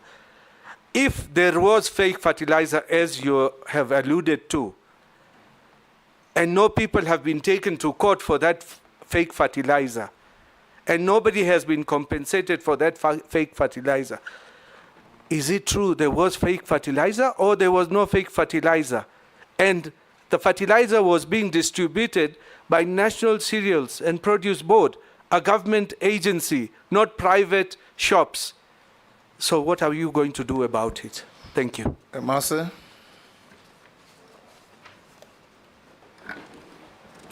Thank you, Chairman. Nominee, you've spoken to the aspect of the how to make agriculture more profitable and how to make it more attractive, and they need to incorporate technology and information and all that. But a number of studies have also indicated that many farmers do not comply to safety practices. Reasons being, there is lack of extension officers, there's lack of awareness to existing food safety requirements, and there is also poor enforcement of regulations. So I'm wondering, my question is, how are you going to promote food safety? And we are also aware that Finland spoke about the extension officers. There are no extension officers. I put it to you from the ground, there are no extension officers. Yet we have so many graduates, agricultural graduates, from the TVET, from universities. So how, if you were nominated, your nomination successful, how are you going to create opportunities to absorb more of these agricultural officers? Because there's nobody to train. I presume you have to onboard them, then train. And then now tell us how you're going to promote safety. Secondly, we've spoken about fertilizer. My question is very straight, and I want to give an example of Busia County. Fertilizer depot is in Malaba town. How does this farmer from Busia town or from Budalangi travel to Malaba to collect fertilizer? What are you going to do to make sure that we take it to the closest administrative unit, probably at constituency level, so that the farmer from Butula gets it from there, and it's same to all the others? My last one is on sugarcane. I come from a sugarcane growing area. And I'm aware recently that you are aware that the National Assembly did pass the sugar bill. How, according to you, is it going to be a game changer in the sugar subsector? There are still issues around zoning, issues around pricing. There's a farmer who has just texted me that the price per ton has gone down from 5,500 to 4,200. So what are you going to do to improve the price of cane so that our farmers can benefit? Thank you. Sharia. Thank you, Chairman. Mheshimiwa, there's a growing interest in public-private partnerships. How do you plan to foster PPPs in the agriculture and livestock sector? Thank you. Meshi. Yeah, thank you, Honorable Chairman. Honorable Chairman, in our country, we have been facing two scenarios. One is recurrent drought, and second is recurrent flooding. And I'm just asking the nominee, what mitigation measures are you going to put in place to ensure that you intervene on these two scenarios? Because I'm just looking like an area in the coastal region, an area like Tana River, which experience erratic rainfall, prolonged dry spells, and intense flooding. And this scenario, both they affect crop and livestock sector. So how are you going to mitigate this? Because I'm thinking that during flooding, maybe we can do some measures to ensure that maybe we harvest that water which is caused by the flooding, so that it can be used during the drought. But most of the ministers who have come, they've been talking a lot on how they are going to mitigate on this issue, and yet they have done nothing so far. My second question is just to emphasize on what the Kenya Kwanza government has been talking about in terms of creating employment opportunities. One of the area is in agriculture, and I'm just thinking, I'm looking at how the minister have been doing a lot in terms of coffee, tea, and even sugar sector, whereby they've put a lot of initiative to ensure that they create some jobs and also they boost the economy. What are you going to do in terms of coconut, cashew nut, and also Bixa, in terms of having some local industry in the coast region so that we can have some employment opportunities for the youth? And also, again, on the same breath, and this is my last question, it is the challenges which the farmers on coconut and cashew nut are facing in coast region, especially on pest, disease management, and also planting materials? What are your measures which are going to put in place so that to ensure even coconut, cashew nut, and bixa can thrive in the coastal region to ensure that our economy is being boosted and even we have job creation for the youth? Thank you, Honorable Chairman. Thank you, Nominee. Can you answer those 4? Thank you very much, Mr. Chairman. Let me start with the issue of fertilizer. First of all, I want to say that let me start with Mr. Dawood's question on the issue of the Sputnik. I remember distinctly the issue of Sputnik vaccine that came from Russia. And I can tell you, Honorable Member, through the chair, that there was not a single vaccine that we allowed into Kenya that was not approved, and there was not a single vaccine that we refused to take that was approved. Now, the issue here is who approves it. And our rule within the National Emergency Response Committee on coronavirus, and following the advice that we also got, is that we did not use any vaccines that were not WHO, World Health Organization approved. And I'm aware that at the time that we had stored with Sputnik, the condition that we gave Sputnik is, and the Russian people even came to see us, not even the business people, is to say, please deal with the World Health Organization approval, and as soon as you have got those approvals, we have no problem using the vaccine.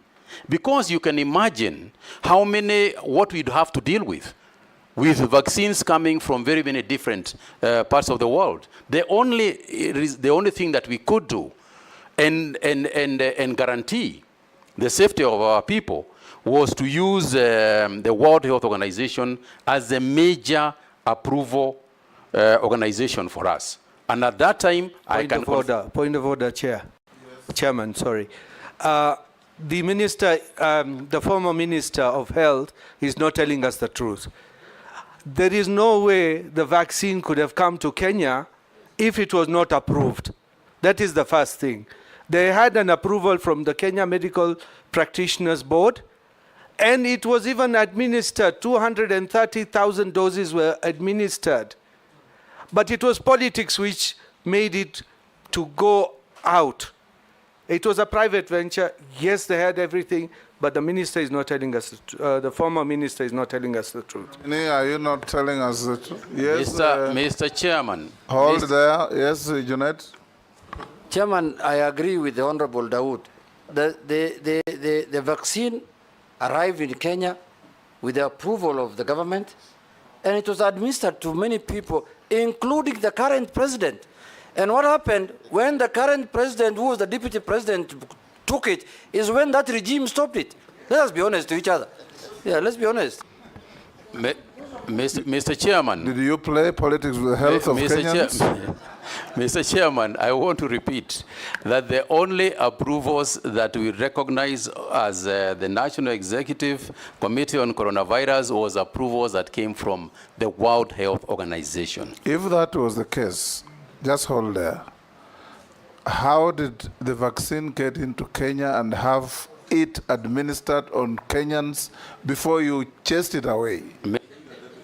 Yes, including our then deputy president getting a jab of that vaccine. Mr. Chairman, all I can say is that whether a vaccine has arrived in the country or not, no matter how it has arrived in the country or not, if it has not been approved by the World Health Organization, we cannot use it, and we did not use it.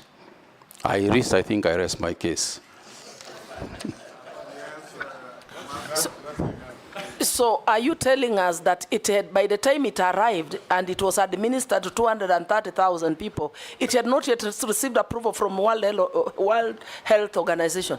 Absolutely not. And I think, Mr. Speaker, I do not recall the actual figures that it had been administered to. I cannot remember now what figure, but I don't think it was anywhere near, the kind of figure that you had said. Suffice it to say, Mr. Chairman, that the decision that was made at the time by the National Emergency Response Committee and the Ministry of Health was that we will not and we would not in the future use any vaccine that had not been internationally approved by the World Health Organization. And you are the chairman of that committee? And I was the chairman. Yes. And I take responsibility. And we agreed, Mr. Chairman, we agreed, even at that point, as I remember, we agreed that if the vaccine could get World Health Organization approval, we would use it.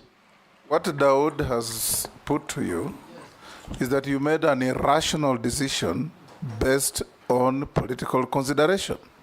Mr. Chairman, I just want to ask him what Honorable Junaid has said. The Deputy President at that time and the President right now who has nominated you today is the one who took that jab is when you stopped the Sputnik. Is that true or not true? Absolutely not true. Point of order, Chair. Chair, when that, when we were, Chairman, when we were taking the vaccines, yes, there were many vaccines. There was AstraZeneca, there was this one and others. Pfizer, Johnson & Johnson. Chairman, we were in the country here. At that time, you know, people were really looking for vaccines to use. Desperately. The day the current president, who was then the deputy president, got a jab in the afternoon, in the evening, a press statement came out saying that thing is banned in our country. That's the truth of the matter. That's the truth of the matter. Mr. Chairman, I cannot recall the events as they followed, if indeed that is the way they followed. But I repeat my position. We could only use a vaccine approved by the World Health Organization. Go on with the others. I'm sure you know. Mr. Chairman, Mr. Chairman, the issue of mitigating circumstances, I think that were raised by Mishi, the issue of what do we do when there are droughts and then there is flooding that happens. I'll come back to the others as well. You know, I agree with her that, Honorable Chairman, that the issue of drought mitigation is critical. And it has been there a long time. We all know about Budalangi, and we know other areas in the coast. And season after season, the discussion is the same. And what I would like to commit myself to, Mr. Chairman, is working with the ministries involved. As you are aware, the Ministry of Irrigation, the Ministry of Water is charged with the dam, the areas of matters to do with the damming. But I also want to involve the county governments in this matter. Because the issue of acceptability, for example, the involvement of the county governments with the extension farmers, because in Schedule 4, extension farmers that Honorable Emase raised, extension farmers are actually the job of the county government. My job is to ensure that we fight this fight in terms of training, in terms of budgeting and funding, so that we have got these people. And I would like to refer to the matter that you referred, which you say that this House is the one that allocates budgets, and to say that in spite of that, we can also predicate some of these things on what Honorable Naisura had raised on the issue of donors. This is one of the areas that we could try very hard to work with our funders and with our donors in terms of the extension farmers, so that in mitigating the issues that have been raised, the conditions and challenges that Honorable Michi has raised, ensuring that we have got the proper crops to use during drought, ensuring that we have got the correct livestock to use, ensuring that diseases don't start affecting our livestock just because there was flooding, going on. I think that is a job that will ably be done by extension people. I think they are as crucial as Mheshimiwa Wanyonyi had raised. And I'm going to work very hard with the county governments to ensure that extension farmers, but also working concurrently with the ministries involved in dam building, such as Ministry of Water and irrigation. And I think that, Mr. Chairman, the other involvement is also the committees of parliament. The committees of parliament on agriculture, the committees of parliament on health, on water, and cooperatives, I think sometimes it is also good for us to have discussions together with them. And I propose to also engage them so that we can discuss budgeting and budget allocations also here, together obviously with the budget committee. Mr. Chairman, yes, Honorable Michi spoke about the aspect of job creation in agriculture. And I think that sometimes we also miss opportunities of job creation in agriculture. For example, we are talking about fertilizer subsidies. And we have got companies in this country that can actually make fertilizers. Away from the coast, there are some companies in the coast. And it is true that if we structure the subsidies properly, it is possible that these companies that make fertilizers can be funded or can be part of the subsidy movement so that they too can create jobs. I think whatever we do, at whatever time we do it, we need to ensure that any opportunity to create a job is not lost, because part of the challenge we are having with our youth is actually that job aspect of job creation. And I think I alluded to the issue of disease, disease management. Again, research on these issues is going to assist us a lot on disease management. But I think that it is better to use preventive measures, ensuring that the diseases don't occur in the first place, rather than curative measures that we have got to deal with after the event has taken place. On the issue of sugar and the sugar bill, yes, I'm aware that the sugar bill has gone through. And I'm also aware that we produced this year, a large quantity, in perhaps the highest quantity, a large quantity of sugar, which actually might save us from importing sugar this year. And I think that is a fantastic development, but it must not be at the cost of the farmer. It cannot be at the cost of the farmer, because I think we should understand that the subsidy to the farmer is not a subsidy to the farmer per se. It is only a subsidy to the farmer directly. It is indirectly a subsidy to the consumer, because it is the Sugar Act nominee is awaiting, if you are approved, to promulgate the regulations. I'm aware of that, Mr. Chairman. That you are now delving into. Yes, I'm aware of that, Mr. Chairman. Yes. And that's what I alluded to. And I think that the regulations will be done in the fastest possible time. That's what we'll deal with, what Mary Masse is talking about. Yes, Chairman, Sharia, PPPs. He's not even answered my cartels and fake fertilizer. Mr. Chairman, on the issue of the PPP, I'll come back to Mira. On the issue of the PPP, Mr. Chairman, usually the problem is not the private players in the game. Usually, the problem in trying to craft a private-public partnership, in my opinion, lies, the fault lies with the public sector, not the private sector. The private sector has got a number of things that they normally demand if they are going to put their money anywhere. One of them is very quick decisions. They want us to make this decision about their investment quickly. In the past, I think we should own up as government that we have created so much bureaucracy around the issue of PPP that a person starting the PPP process usually at some point just gives up and goes. I think that one of the entry points for us is to reduce the bureaucracy as much as we can, particularly in the agricultural sector. There are people who express interests to come and lease land and grow, say, for example, rice, all right? And we put roadblocks to them, and we put so many conditions to them that eventually, by the end of the day, they say, if I go to Rwanda, I'll get free land and start this job tomorrow.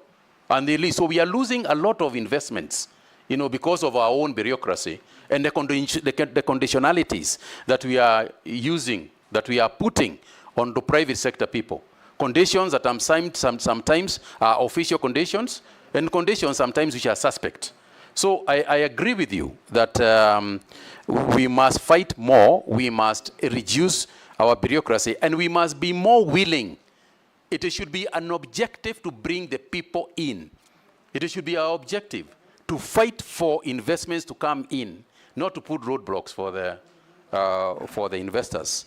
On the issue of the cartels, as Honorable Dawood raised, and what you are referring to, I think, Honorable Member, is a criminal issue.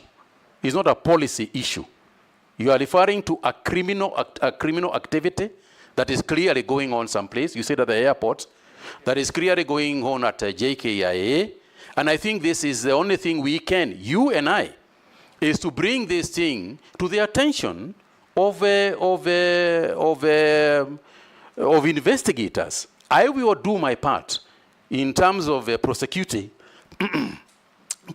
that issue and ensuring that through AFA, through the organizations that are in the Ministry of Agriculture, I will ensure and fight to make sure that we unravel any of those practices that might be going on. But clearly, Mr. Chairman, what we are discussing here is a criminal activity and a criminal gang that is operating at JKIA, and it should be referred, in fact, to the police and investigating arms of the government. And I can tell you that that is not something that we are going to just stand by and watch the Miraa farmers, get punished for nothing. Okay. Yes, Junet? Mr. Speaker, just still on the issue of sugar. Honorable Nominee, you can see there is a problem in the sugar industry. And stories after stories have been happening for many years, how the sugar sector will be revived. But there's a program the government has started, and they have done well now, I can see in Mumias, the leasing program, and it is bearing results. What are your thoughts on that? Because I come from a sugar growing area. I want to see what your I want to hear what your thoughts are on that. Thank you very much, Mr. Chairman. I agree with the Honorable Junet that part of the problem, obviously, in the sugar industry, I'm speaking very quickly on these issues, because as you can see, the time aspect. Your time is up, actually. Yes, absolutely. I want to say, Mr. Chairman, that the issue that we want to address, and it is good that the Chairman has pointed out that the bill, is just waiting for the aggression. Increasing efficiency of production is part of the solutions that Honorable Emase was raising. Because if you increase efficiency and you reduce the cost of production, then automatically that wastage that was happening within that structure would go to the farmer. It goes without saying. And it is clear, anybody who has been following that sugar sector issue is clear. With the kind of debt write-offs that we have done as a government, it means that you can reduce that burden a little bit. If we then get licensees, these people who want to work with, who want to partner, the DCs who want to work with the sugar sector, whether it is, especially the government-owned mills, if they want to come to us and the farmers are in agreement, and the caucus within this parliament is in agreement that that's the way to go in order for us to create efficiency in the sugar sector, by all means, that's what we should do.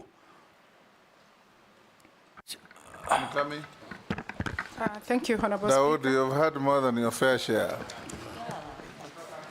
Yeah. Which one now? Mukami? Thank you, Honorable Speaker. Honorable Speaker, let me first declare that I'm the county MP of the nominee. Honorable Speaker, we have a very serious problem in the pyrethrum sector. Right now, I've received a message from a farmer.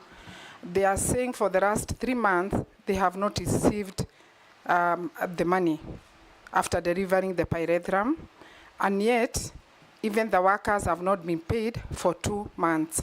So, Waziri, I would like to hear what you are going to do about that and the measures you are going to take to make sure that we avoid such delays.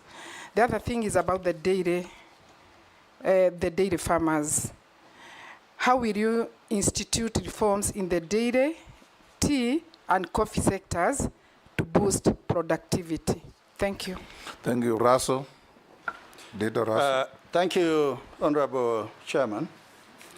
Honorable Mutai, the objective of the national livestock vaccination is to strengthen disease control and surveillance to create a disease-free zone in Kenya, for Kenya to access international markets and expand the livestock export market.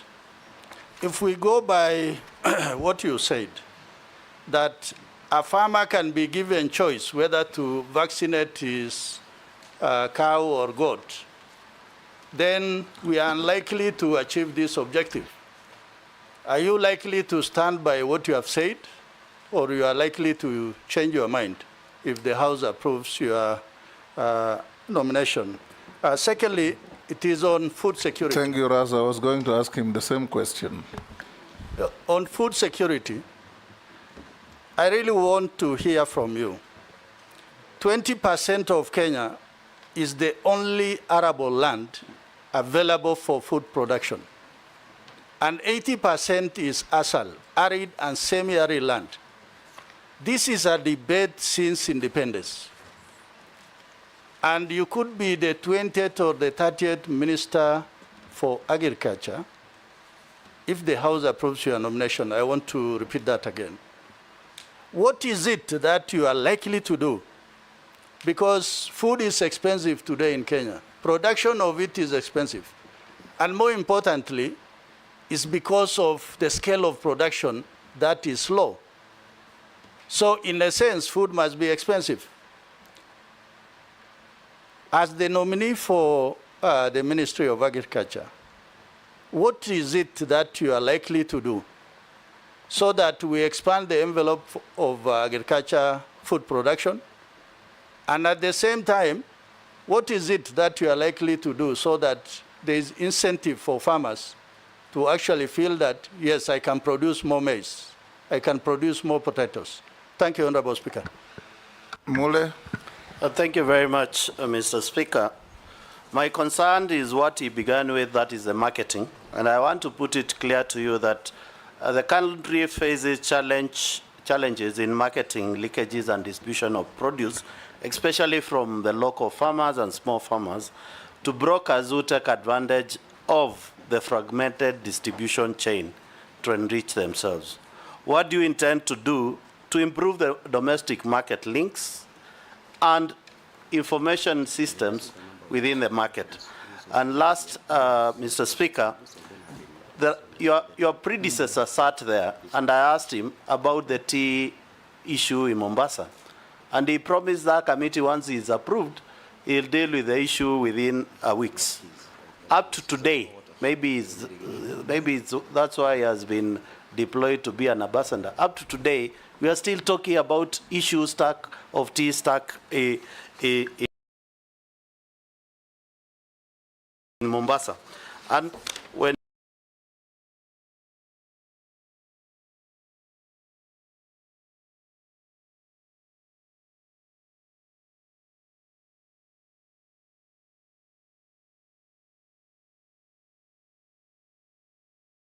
Mwananchi, Wanjiku, Kinuthia, who is planting tomatoes.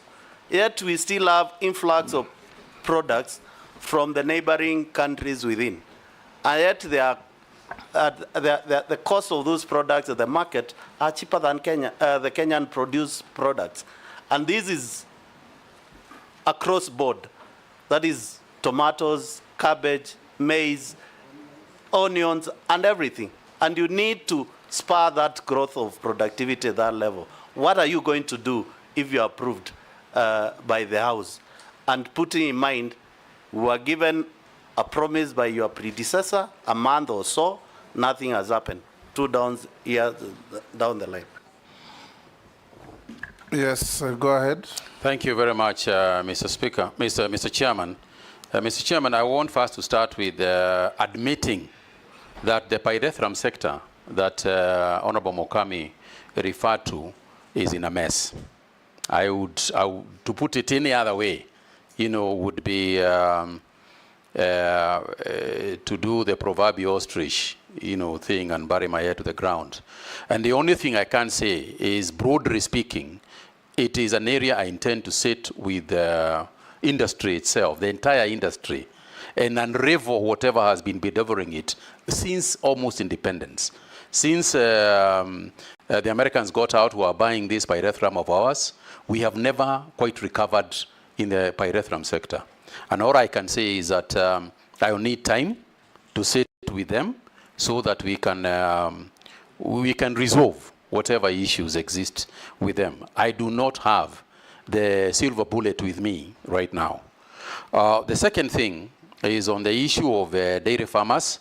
I think I spoke at length about the industry to the extent, and I think it's the Honorable Junet who raised it, that I have to work with the marketing agencies, particularly the cooperative ministry, in order for us to streamline. But for me, there are a couple of things that we can do anyway in agriculture. The first thing is that I said, and to begin with, and perhaps that is what I'll eventually end with, that we have to put money in the farmer's pocket. For example, and I'm referring to coffee because you have raised it, not because, and I grew up there, so I know a little bit more about it. Coffee, for instance, was biggest challenge has always been the gap between the farmer and the market. The fact that you grow coffee and give it to somebody, you have no idea how much you have sold it at. You have no idea who is going to process it. You have no idea where it is going. And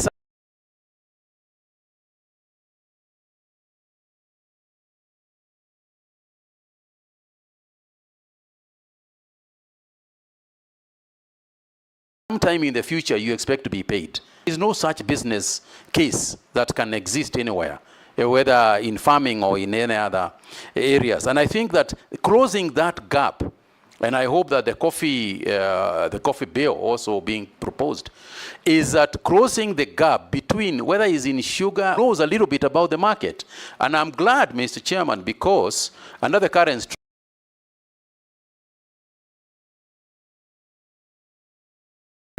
And I'm glad, Mr. Chairman, because under the current structure, at least my understanding as I speak today, is that cooperatives are also getting broking licenses. And as you know, that went to the CMA. They are the ones who are approving that structure, so that the cooperatives themselves, private sector does that. If you go and see Sasini tea or Sasini milk, Sasini coffee in the supermarkets, it's actually processed by the grower of Sasini. So it is something that we must face in order for it. But the other thing is the productivity per acre. You know, the aspect of the quality, the quantity of produce. Again, even if you look at both coffee and tea sector, if you look at the sugar sector, what you'll find is that the private sector players can produce a ton within, one metric ton can come. They have got a ratio of 10:1 for the private sector and 15:1 for the government sector, which informs also what Honorable Junet was talking about. So I think that that linkage between efficiency, private sector, I said the freedom. You know, I want to be clear on this. There is no farmer, in my opinion, a sane person, who is going to refuse to protect his cow or to protect his herd at all if the alternative is that the herd is going to die. What has been missing is a communication and engagement with that person so that they understand exactly what the stakes are. And that choices, so we will never be able to be disease-free at 10%. If we increase that figure over a period of about 3 to 4 years, say, for example, cover 90% over 3 years. So my intention is not, as it were, to say that I have given people assurance and then kept back, slept on it. It is to make sure that the communication in which we are executing will make sure that the farmer is ready to do what he needs to do to protect his livestock. And I commit myself to that. That's not what you said earlier. I said, Mr. Speaker, Mr. Chairman, Nominee, earlier you said, I will turn up with my vaccine. Do I vaccinate your cow? You say, no, I leave you and move on. And remember, can I explain? Just hold on. Just hold on. You are here to answer questions. Yes. You turn up with your vaccine. The farmer says, I'm not interested. You leave the cow and go to the next. Now, the cow you have left behind is bearing a disease that will infect the one that you have vaccinated next door. So is that how you want to run the ministry, or you have vacated that position? Mr. Chairman, I have not vacated that position. Let me explain. Don't take it too literally. I think that is the problem. That's what you say. What I'm saying, Mr. Chairman, what I'm saying, Mr. Chairman, is this. I said, and I repeat, nobody is going to be forced.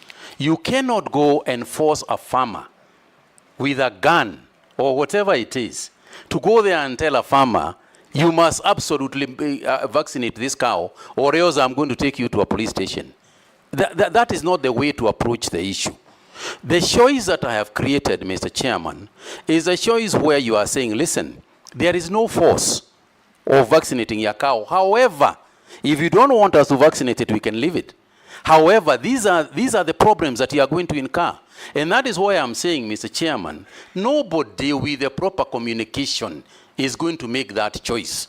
What you cannot do is go there at gunpoint and tell somebody. You can imagine the kind of fighting you might have with some people with pangas and so on if you try that system. So all I'm saying, Mr. Chairman, and don't take it too literally, is that we will give people a choice, but we'll make sure that they make the right decision. Mule. The last one from Mule.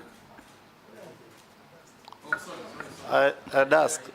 Products from our neighbors. Yeah, sorry, Mr. Chairman. Yes, on the issue of the East African situation, it's a challenging one, Mheshimiwa Mule, because we have got the East African Protocol, which has given us certain conditions. We have got the COMESA Protocol, which has also given certain conditions. And the only way for us to work on this issue is to make sure that our cost structure is not as high as it is. In other words, if we are putting this, and perhaps what the government has started in terms of subsidizing fertilizers and subsidizing other farm inputs, can assist us in bringing down our cost of production so that our people, the prices of our goods are not, do not exceed those ones of Uganda and Tanzania. We have got quotas.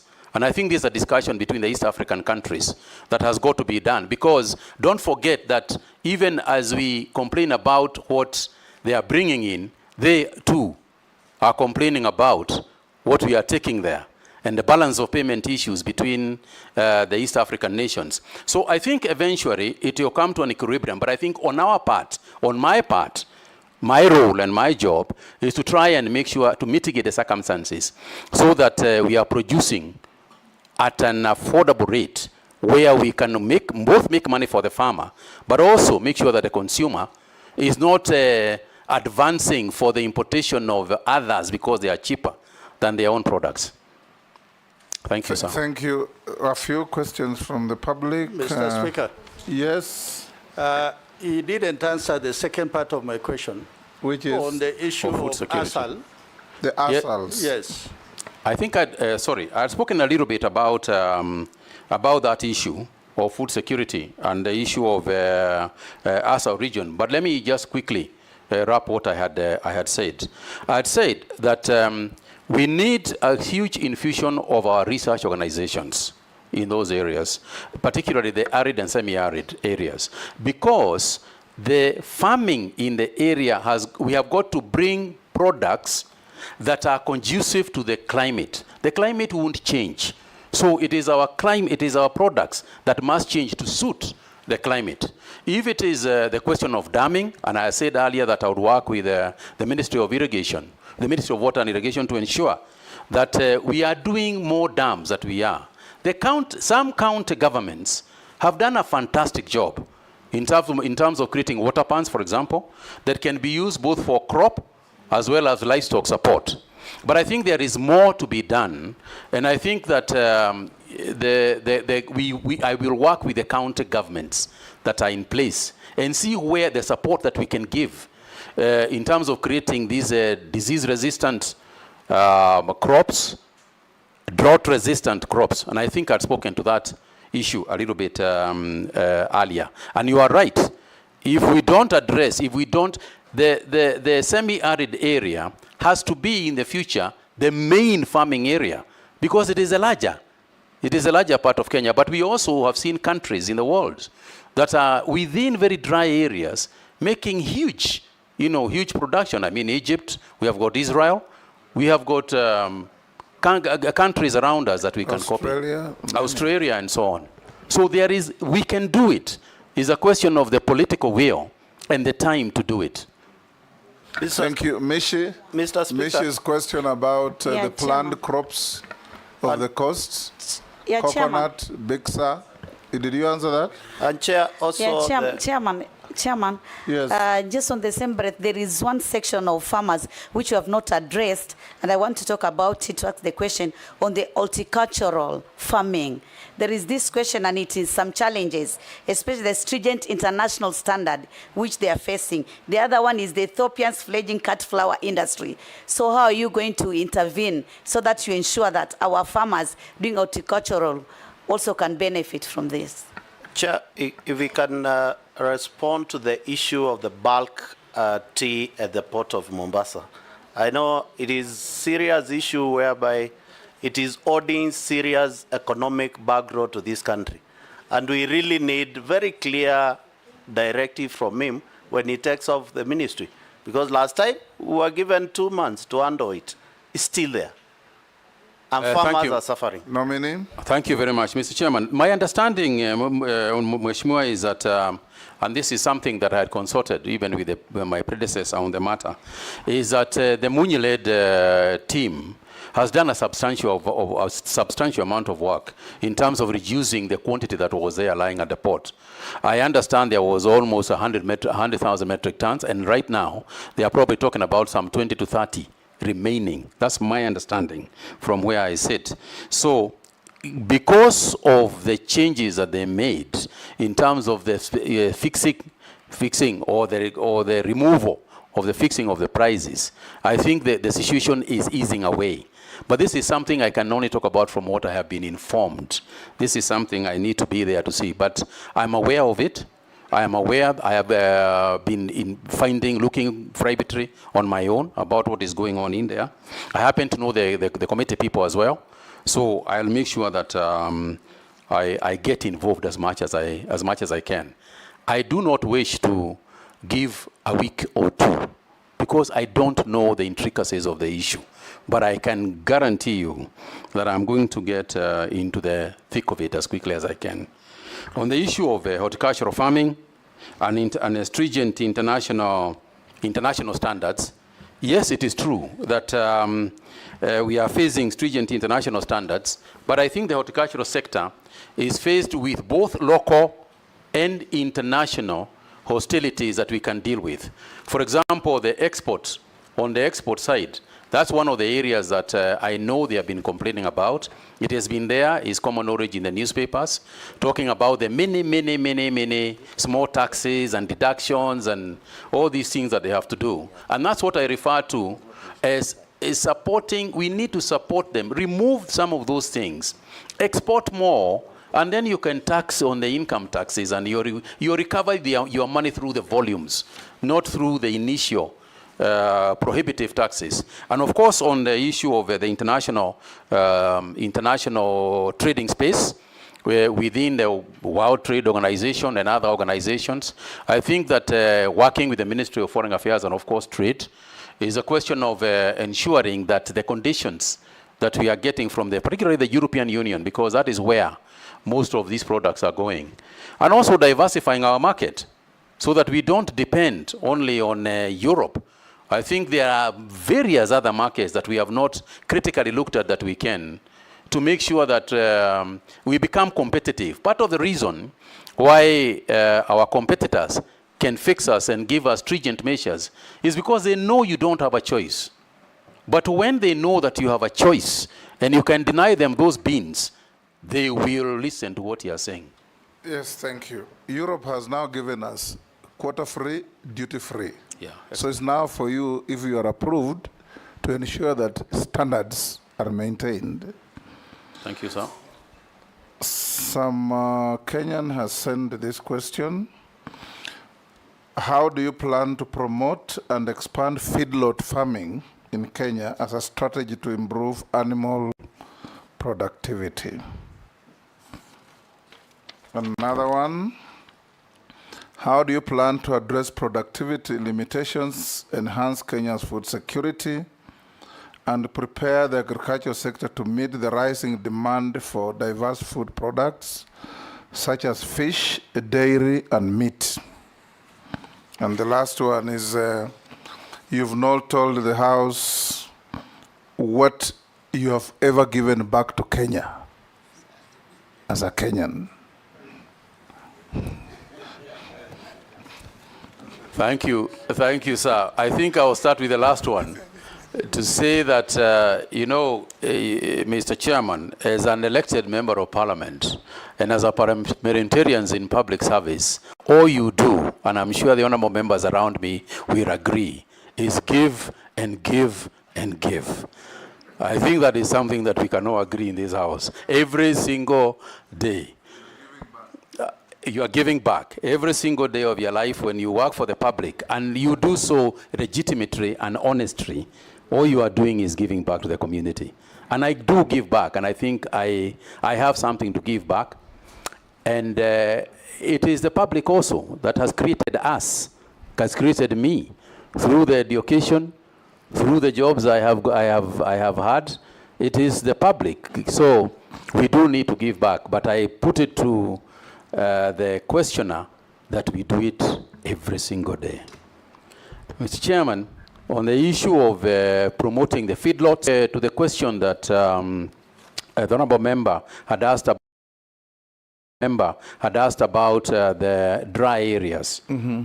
The feedlot is one of the key solutions to that issue, because syrages, hay storages, these are some of the measures that we have to be able to take in order for us to have that storage, warehousing those things, so that during a dry season, we have got at least some measure of mitigation before the rains come again. And as I said, this is something that we need to work with the county governments.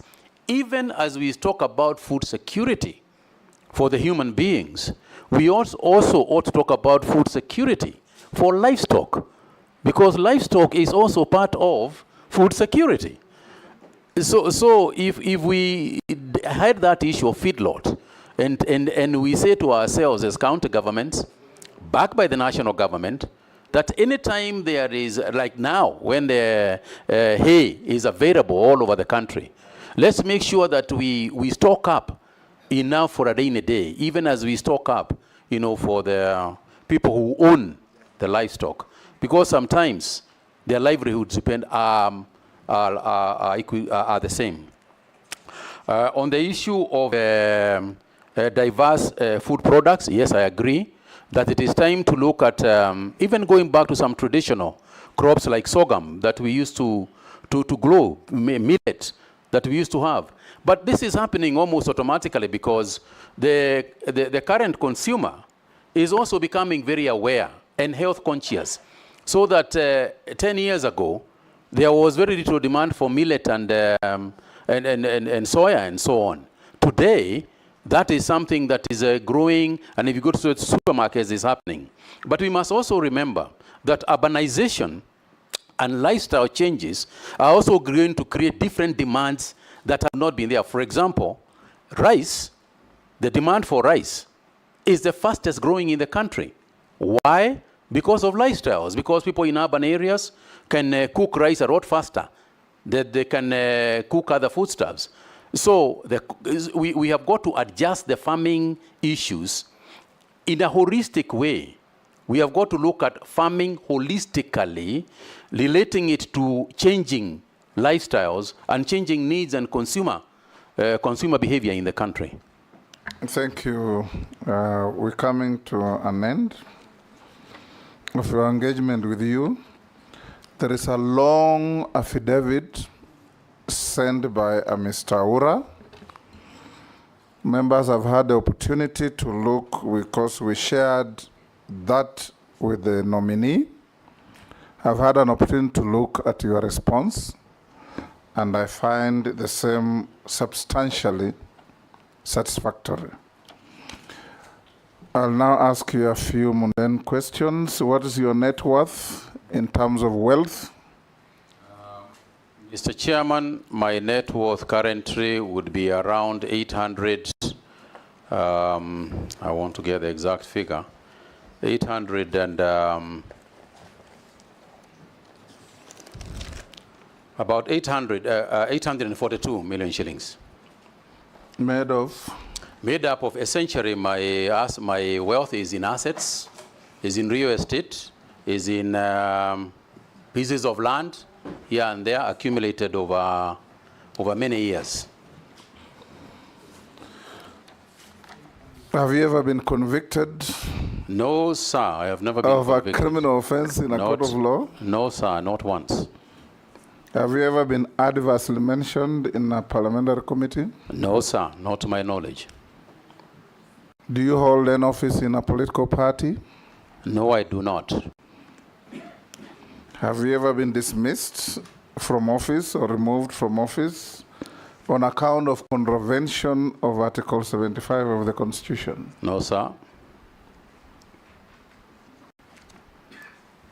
Have you ever been associated with practices that depict bias, favoritism, tribalism, nepotism in the discharge of public duty?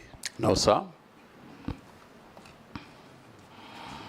I'll now give you 2 minutes to make your concluding remarks to this committee. Thank you very much, Mr. Chairman.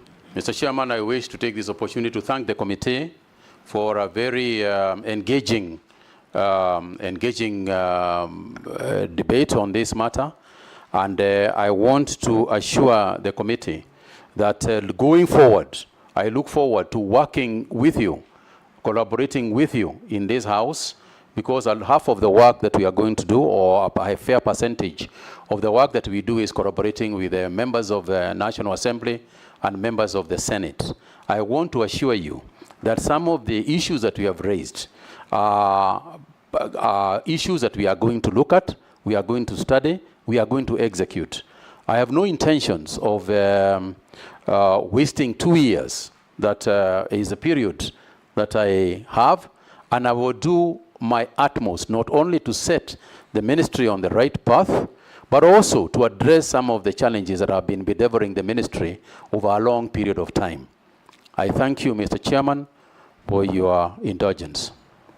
Thank you very much. Unless you are lawfully held, you are now released to go to your other duties. Thank you, sir. Thank you. The originals of your documents, make sure you go back with them.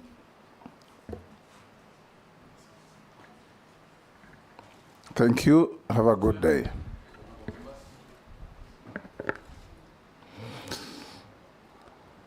Members, it's now 2:35. I'll give you a lunch break of 30 minutes. So be back here at 3:05.